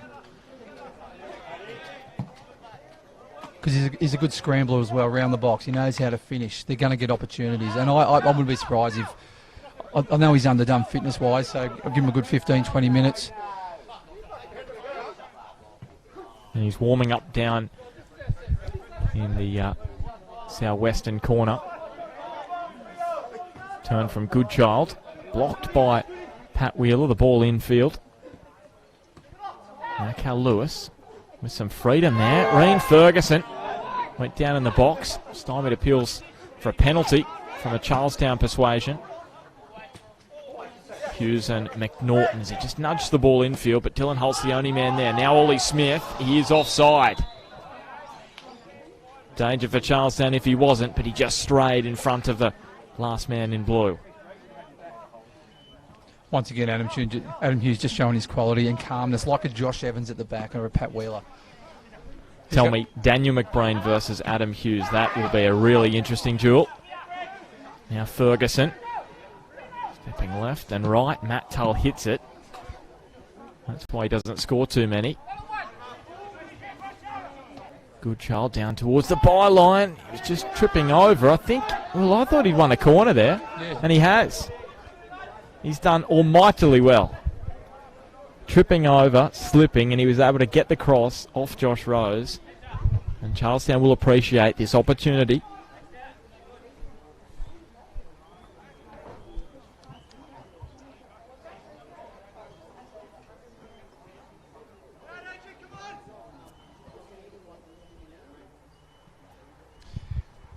And again, McNaughton, it's deep. And no man in a blue shirt out there, only Dylan Holtz from Edgeworth and Ollie Smith. I was going to say, I was surprised Edgeworth. I think they should have one player at least up in one of the pockets, so when they do get the ball, they can release him nice and quick, get someone to hold the ball up, and then transition nice and quick from there.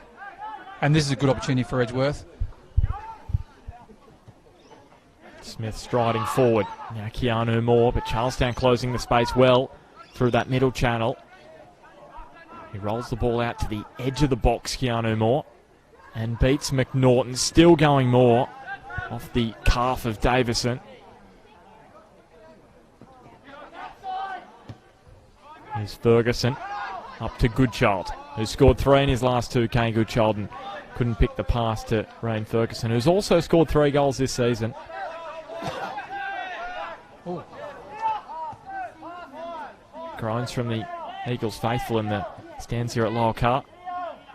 Ferguson to Nishiura. He has been high quality this afternoon. Can he find a ball? He couldn't, but he can find a corner for Charlestown. I agree with you there, bud. He's been high quality. He's very tidy on the ball. That time, Goodchild actually ran over to support him. I probably would have stayed out and allowed him one-on-one with a Pedasano and see how that ended up. So here he is, Daniel McBreen, back from Guam coaching duties where they actually made it through to round 2 of the FIFA World Cup qualifying in the Asian Football Confederation. They beat Bhutan 5-1 over 2 legs. They won the second leg 5-0 after losing the first leg 1-0 in Bhutan. Which means they could play against Australia. The draw is done tomorrow, I believe, so we'll wait and see. He's the assistant coach to Carl Dodd, Daniel McBrain, so he's back. Former Jet, Carl Dodd. McNaughton. His best set piece, but Kane Goodchild, he's done well to control it there and almost wriggle free of a couple of Eagles. Down he goes, Goodchild. He is filthy with the decision of Andrew Higgins not to award a penalty. It looked like there wasn't too much in it. And now here is Daniel McBrain with his first touch, and he gets clipped by Nishiura, and out comes a card. And Lockie Pasquale into the book for Charlestown, who's now out there, the former Eagle. Rose to Bauer, nudged it to McBrain, and there already is his first shot, 2 minutes after coming on. Already makes an impact. Good move by Zane to bring McBrain on. Experienced player, but also for a game like this, that's where you need him. He'll be sniffing around the box. They're going to get opportunities, especially late in this game. He would have played against Adam Hughes during his time in the A-League, Daniel McBrain. They didn't play together at Perth Glory. I think a little, they would have missed each other. Hughes was with the Perth Glory in 11-12, McBrain in 2010. Here's the ball coming across goal. Nathan Archibald plucking it out of the sky.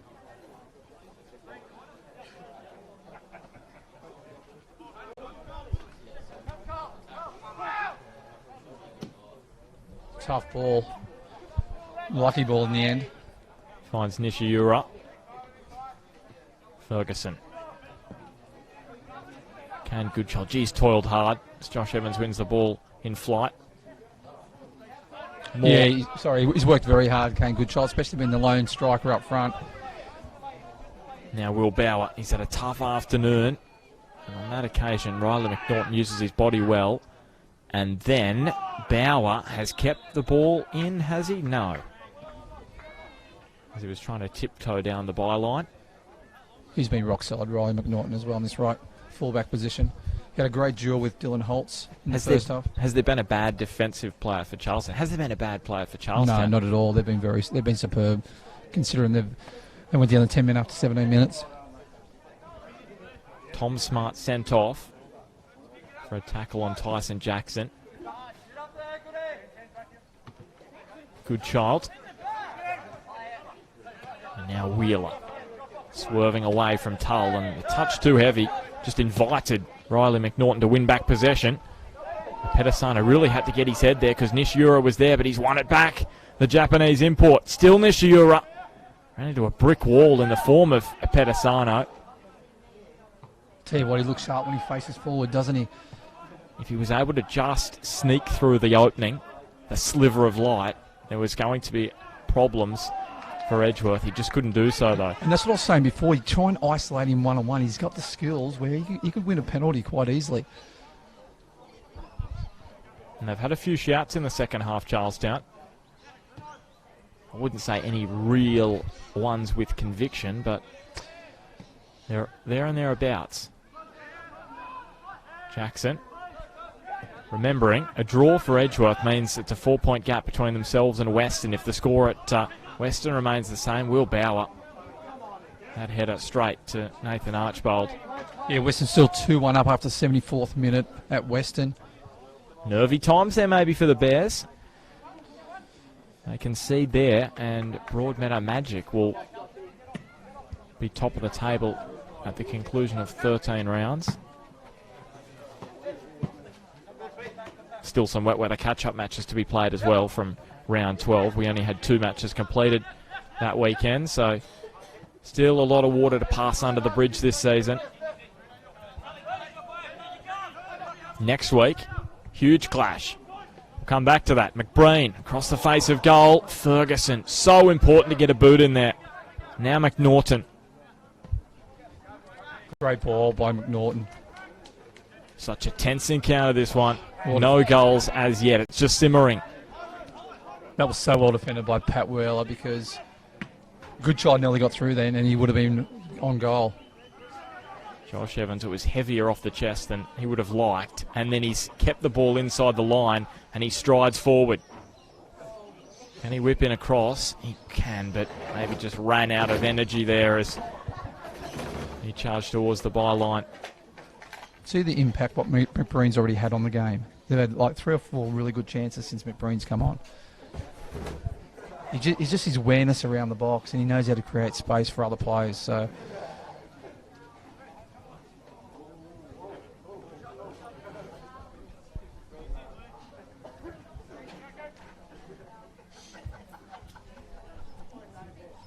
the final 15 minutes, so crucial. These two sides have been pretty good this season in the last quarter hour. Charlestown have a 3-1 aggregate in the final 15. Edgeworth 5-2, both of those coming against Maitland in that 2-1 defeat in round 7. But they were up 1-0 and conceded 2 goals. Keanu Moore, he's been stymied there again. McNaughton, Nishiura. Now Lewis looks up, sizes up the strike, and it just fizzes past the right-hand post. nice interchange with Charlestown. Nice turn by Callan Lewis. Had a bit of space. Took it well, but just...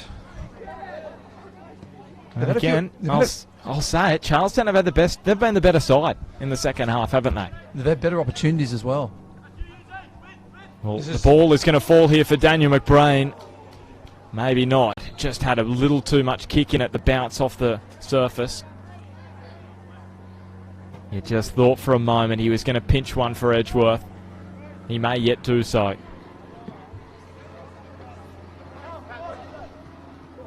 Three goals in his last 3. 2 goals, I should say, in his last 2 against Charlestown. Daniel McBrain. Last year, in round 18, he scored in the 2-0 win in the 1-1 draw in round 7 at Jack McLaughlin Oval. Can he do it again here? He didn't play against them in round 2 earlier in the season, coming back from injury. Pedasano looks up. Tried to slide the pass to Ollie Smith. Important win by Josh Rose there. A few former A-League men on the pitch now. Rose, McBrain, Hughes. Just terrific to save the local competition. Now Aidan Gardner, that pass is not going to have the height to challenge McNaughton. Now Kane Goodchild holding off Gardner. Finding Lewis. You can hear the talk of Matt Tull. So busy in the midfield, the captain for Charlestown. Slides the pass to Goodchild on the angle. Well, if Lewis is making the run there, it's probably a tap-in. That was a brilliant ball by Goodchild. Yeah, Lewis, he just didn't read it, did he? And Zane going to the bench again, Bart. Yeah, Liam Spurway is about to come on. And it's Aaron Pedasano who is leaving the park, so an attacking move from Edgeworth. As you would expect, against the 10 men of Charlestown who are still holding firm. Interesting to see Zane clear his bench with still about 17 minutes to go, plus injury time, so 20 minutes to go. So, any injuries? I always tend to keep one there to at least 10 to go. But obviously he's a bit frustrated. He's cleared his bench out. He needs some changes on there. Bauer. Now Spurway.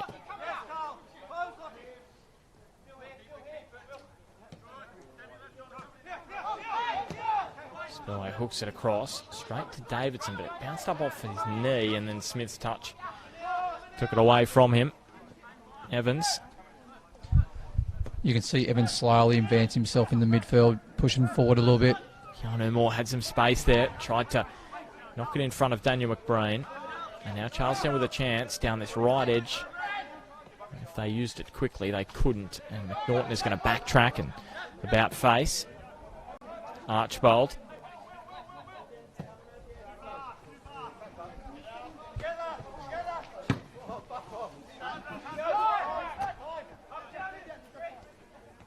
Moore down to McBrain. Up off the knee. Look at that close control. Spurway. Clipped by Lewis. And as he copped the boot in the head here. Sorry, I kicked him in the head. Well done, Tully. On the Edgeworth bench, you can hear are not pleased. That is Brad Wheeler down there. Trying to be the class clown, is he? Josh Rose. And now Bauer, I should say Smith backtracking. Now McBrain with the header. Smith on the turn. Just ran away from Keanu Moore. It just kept running. It's like it was running downhill away from him. Ferguson. Away from Jackson. Stabs it up the line. Spurway did well, but the ball given away to Nishiura. Charlestown's got 3 plays pushed forward here. There's a bit of space for Edgeworth. Can they use it? Jackson. Stepping infield away from Pasquale. And the pass deflected almost into the path of Ollie Smith. Tyson Jackson making a late charge as well. Final 15 minutes being entered now. Well, these are the minutes of matches which go a long way to winning your premierships, championships, etc. Gardner. Good Charles done a mountain of work today, hasn't he, Bart? He's done such a good job in the final third. The question that I've got is, Scott Smith hasn't been used yet. Maybe Tanchevsky. Well, here he is, Scott Smith. He's just coming to the bench, just as I was wondering why he wasn't. He's going to come out there. Charlestown's playing a bit of a higher line here. Normally they've been sitting just on that 18-yard box. They're playing a bit of a higher line, which allows space for Edgeworth. Good ball from Spurway, but offside was Josh Rose as he was trying to track that one down. I think it beat him over the byline anyway. So here he is, Scott Smith, and it's going to be Cal Lewis, who is removed. He's had another solid game, Cal Lewis. Probably more a defensive game. Had that great chance, didn't he? Where he just missed the top right corner with that strike from outside the box. That would have been a huge moment for him and the Blues. Just watching here where Scott Smith's gone. He's sort of moved up alongside Goodchild. I'd say he played more of a defensive role. Well, Goodchild wins the ball in the air. Falls for Nishiura. Remembering Scott Smith scored 2 against Edgeworth in round 2. No goals in his last 6, though. Well, here he is, Smith! Well, there is the end of the 6-match goal drought for Scott Smith. And he scores his 3rd goal against Edgeworth this season. What a performance this is from the Blues. Down to 10 men, up by a goal. Wow. Smudge is in shock. Wow. Was that his first touch? I think it was. And just as I was saying, he hasn't scored in 6 matches. And you know what a great ball in by Rio on that far side. Drove it nice and low. Smith got in front of the defender. And you know what? You couldn't say they didn't deserve it. They've been pushing, haven't they? Well, they deserve it, 100%. And they deserve all 3 points at this point in time, unless Edgeworth can do something about it.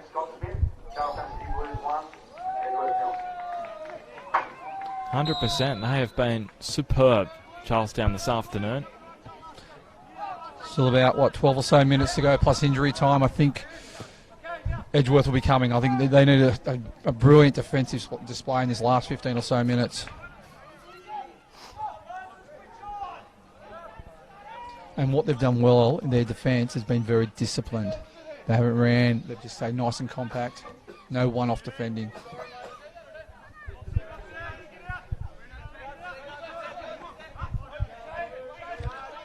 Look at Goodchild. Worked his socks off today. Well, he has worked his socks off, and his strike partner scores the goal. How will he feel about that? He'll be pretty happy. Those two have been playing together for many, many years. Did have that gap when Goodchild was at Hamilton and Smith still at Charlestown, but they've been reunited past few years at Hamilton and now back at Charlestown. And now Edgeworth. Jackson, cross goal, bobbles up, and there is Hughes again. Well, he has to be close to man of the match if Charlestown win this, doesn't he? Outstanding. Outstanding. His leadership, his communication. He's the one who's driven this back line, or actually driven the whole defence, even their midfield. He's told them where to go. He's just, I'll tell you what, playing in the back line. He was playing deep in the midfield in the first half, but then Smart got sent off.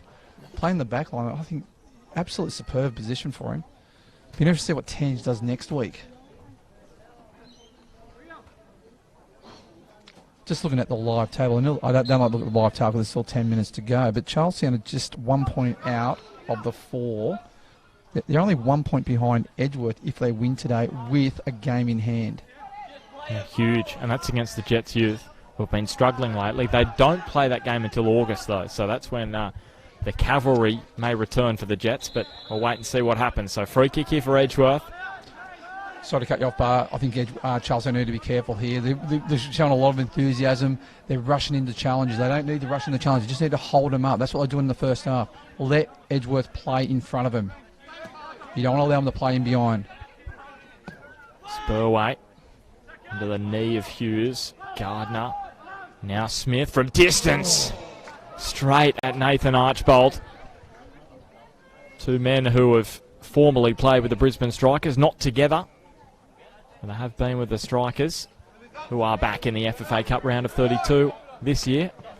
Strong club from NPL Queensland. Former NSL club as well, of course, as Wheeler to Spurway. Quick ball movement here. Josh Rose is able to nudge it past McNaughton. And now Will Power, well, he's just been squeezed in there by Hughes and also Tull. And he's just going to trot back at him. Hughes, and he's, well, put Archbold under a little bit of pressure there. Made it look easy, though, the Charlestown keeper. Surprised Pat Wheeler didn't keep that ball in. He had heaps of space. He could have faced up. So Edgeworth kept scoreless in the league against Broadmeadow Magic in their last match, and again kept scoreless here. They love playing at Lake Macquarie. They scored at that regional football facility 9 goals in 2 matches, but in their last 2 NPL matches, no goals. Spurway. McNaughton just got his toe to it. He's been outstanding today, McNaughton, in defence. Now Rose. Can he play in more? He can't. He goes for goal himself. Tried to sear that one into the bottom corner, and he almost did. Do not write off the Eagles. Definitely not. Definitely not. Like I said earlier, Charlestown haven't played for 3 weeks. They'll be getting tired. They've played with 10 men since the 17th minute. On a heavy pitch, it is. And they've done a lot of running in defence, haven't they? So Scott Smith with the goal. Charlestown have scored 3 times against Edgeworth this season, and he scored all of them. And Edgeworth have made all of their changes. Ben, when is the last time a team has beaten Edgeworth twice in the premiership? Oh, you're really testing me now. Because that wouldn't have occurred that often. Yeah, that is a great question. Nisha, you're up. Just over at Valentine. Valentine's pull one back. It's 5 minutes to go out there, and it's Maitland 3, Valentine 2. There's going to be some nervy minutes there, Bart, for the last 5 minutes for Maitland. An important one, that one, for the Magpies. Remembering that Edgeworth haven't gone a season without beating Charlestown during the regular season at least once since 1997. I thought you said 99. 97. No, it was 97. They had 2 1-all draws that season. Charlestown and what was Azuri and Edgeworth. Every season since, Edgeworth has got at least 1 win against the Blues during the regular season. I'll tell you what, Bart, when Tom Smart got sent off in the 17th minute, I was thinking, oh, that's just ruined the game. But this game has been superb, hasn't it? You weren't the only one that thinks that. It's funny, isn't it? Yeah, it's been a great game. When you have a send-off. I think Damien Zane wouldn't agree with me there. He'd be a bit disappointed in his troops, but I think it's been a Lions effort from Charlestown. Well, you get a chance to step up, and they've stepped up this afternoon. But the narrative changes if Edgeworth can score. That's right. But the thing is, they've been disciplined, and that's what they've probably lacked over the last few years. They've been, even though Thomas Smart got sent off, they've been very disciplined in defence, and that's been their key. But in saying that, there's still a few minutes to go yet, and don't discount the Eagles.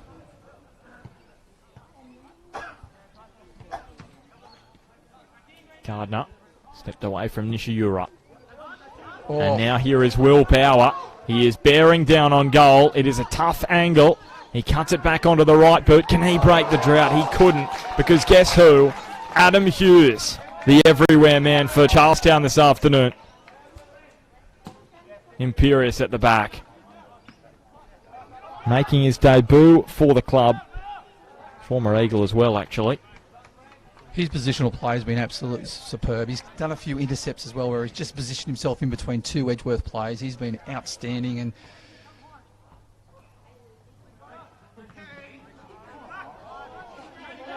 Spurway. Keanu Moore. Now to Gardner. Finds Josh Rose. Thought there was a handball from McNaughton, and was. So scores at the other ground, Smudge. Maitland 3-2 against Valentine. Western 2-1 against Adamstown. So nervy times everywhere. It's been a cracking afternoon of football. The season has really delivered in 2019. So Josh Rose. Can he put it on a dime? Curls it in. Couldn't find Liam Spurway, who was waiting in there. McBrain backtracking. Did Goodchild illegally contact in there? Not so, according to Andrew Higgins. And now Pasquale. It just opens up here for Scott Smith. Remembering he scored 2 against the Eagles earlier in the season. Can he get another double? Couldn't do so on that occasion. Or does Smith run that ball to the sideline? Well, that's the question, isn't it? Do you go for goal or do you go for the corner flag? What would you be saying to him? I would have went. Because as a coach and as a player, you do two different things, don't you, Smudge? Yeah, it looks like there's a substitution here. For me, with 10 players, Charleston had players going forward. However, he didn't have too much there. I probably would have went to this corner flag.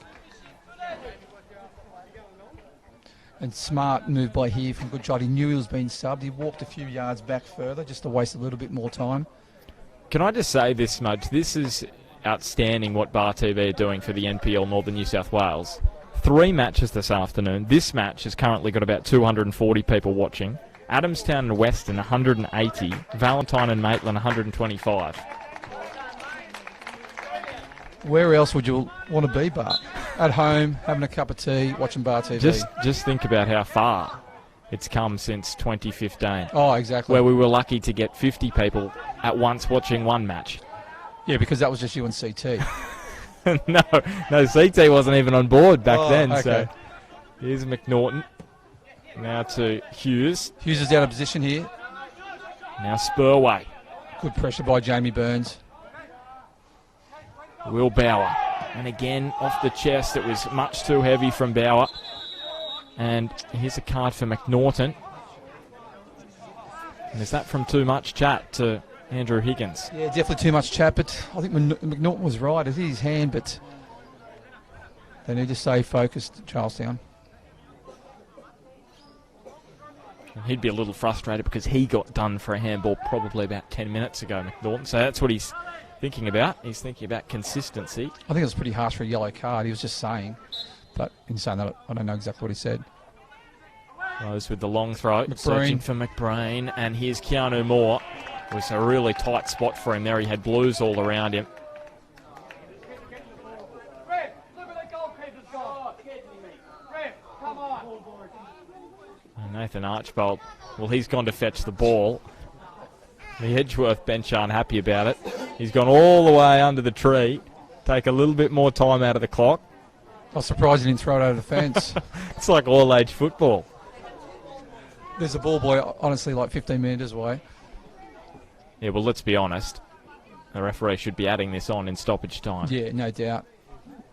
But what Archibald does gives valuable seconds for Charlestown to recover. And that's the thing, it doesn't always get added on in stoppage time. So I can appreciate the frustration.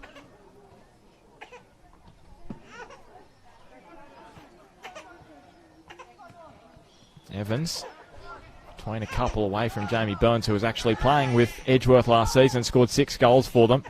Hasn't been able to ruffle the back of the net this season. Pat Wheeler, who almost broke a 10-year goal drought in the NPL, on the top flight of Northern New South Wales football in the first half. Gardner, it was just beyond him. Now Spurway curls it in front of McBreen. What a save from Nathan Archbold. And if he takes a clean sheet, if he makes that save and then claims a clean sheet this afternoon, he will have well and truly deserved it. And again, that's the impact of McBreen. See how he peeled out. He just knows how to position himself. It's well played by Edgeworth. Jackson, the Eagles are coming here. It was Hughes again, and McBreen at the back post, stopped on the line by Archbold. McBreen's been on for 20 minutes. He's had about 5 chances. He's probably had more chances than every other Eagle combined this afternoon in his period of time out there, Daniel McBreen. Just quickly around the grounds, Bart, Maitland has scored their 4th goal, leading Valentine 4-2. Looks like Maitland's going to wrap it up there. Evans now to Wheeler. And just on Western, it's finished at Western 1-2-1, so they maintain the lead at the top of the table. And Edgeworth down here, so it'll be a 5-point gap unless they can find a goal, which should bridge the gap to 4. They may yet do so. Smith, here's a corner for Edgeworth.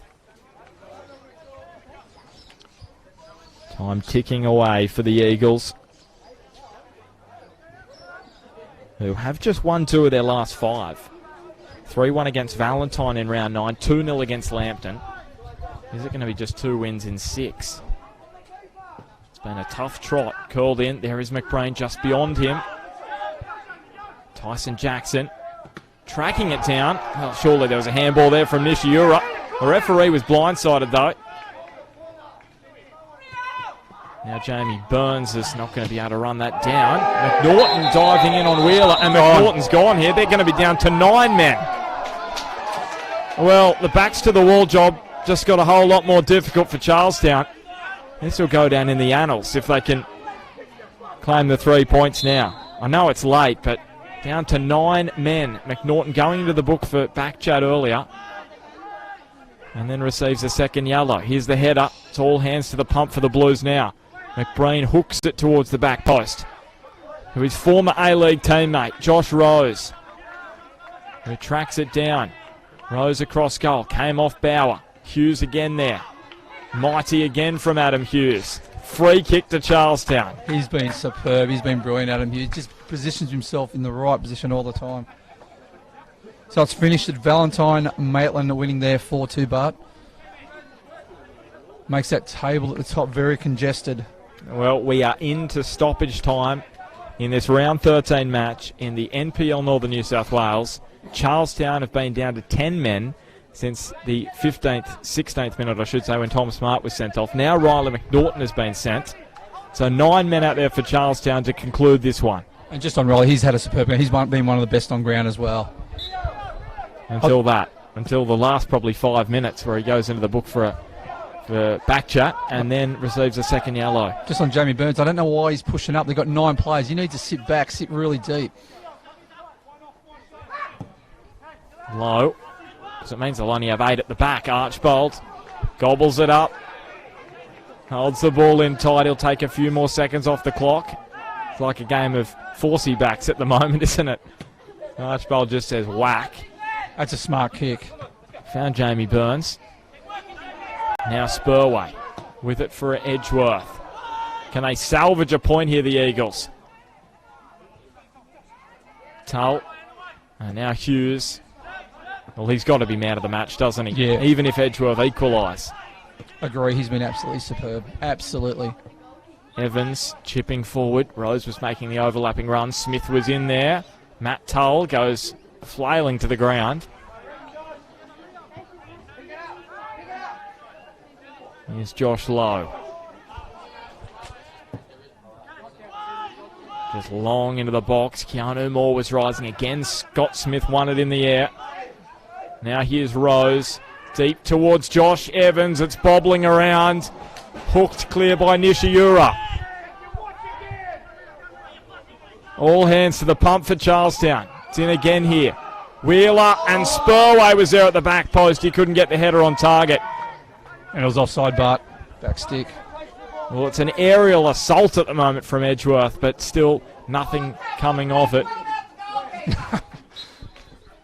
And Andrew Higgins calls full time on 90 minutes, which will go down in Charlestown history as one of their best backs to the wall efforts. That was outstanding. They make it 2 from 2 against Edgeworth in 2019, and that means they are within touching distance of the top 4.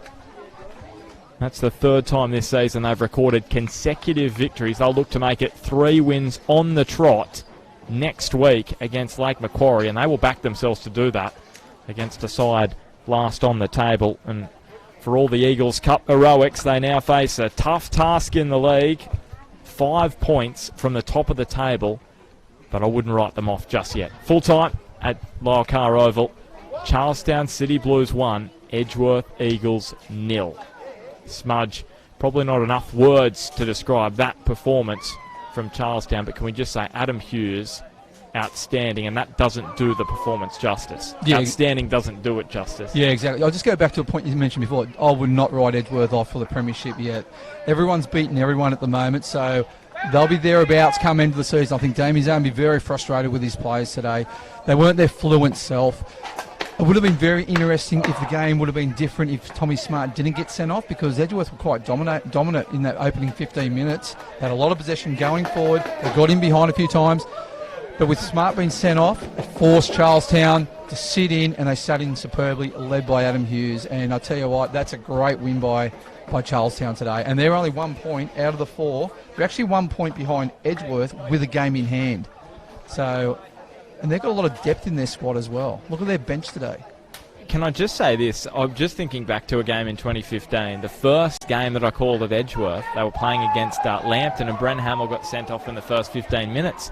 And they won the match with 10 men for the majority. And Damien Zane said they actually played better with 10 men. He thought, well, that's what happened against Edgeworth this afternoon. Charlestown played better with 10 men. Obviously, 9 men, it's hard to say because it only happened for the last 2 minutes. Yeah, but they were the better side with 10 men, Charlestown. Especially in the second half. They had a few good very opportunities, but what they did really smart, Kane Goodchild up front worked his socks off, as you know, and he held the ball up well. He had a great duel with Josh Evans and Pat Wheeler.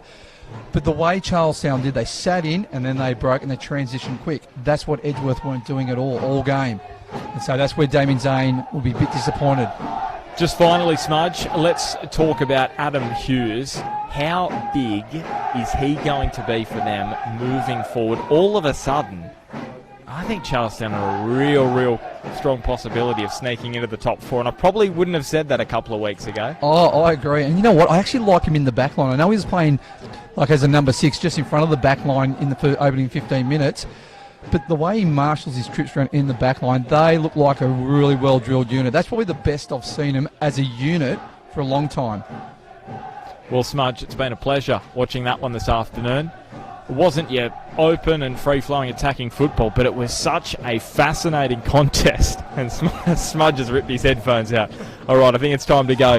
Thanks for your company this afternoon. Really appreciate it. Next week, it is Magic against Hamilton at Darling Street, 5 p.m. on Saturday. That's the match of the round.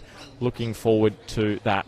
That wraps it up from Lyle Carr this afternoon. Charlestown down to 9 men in the end.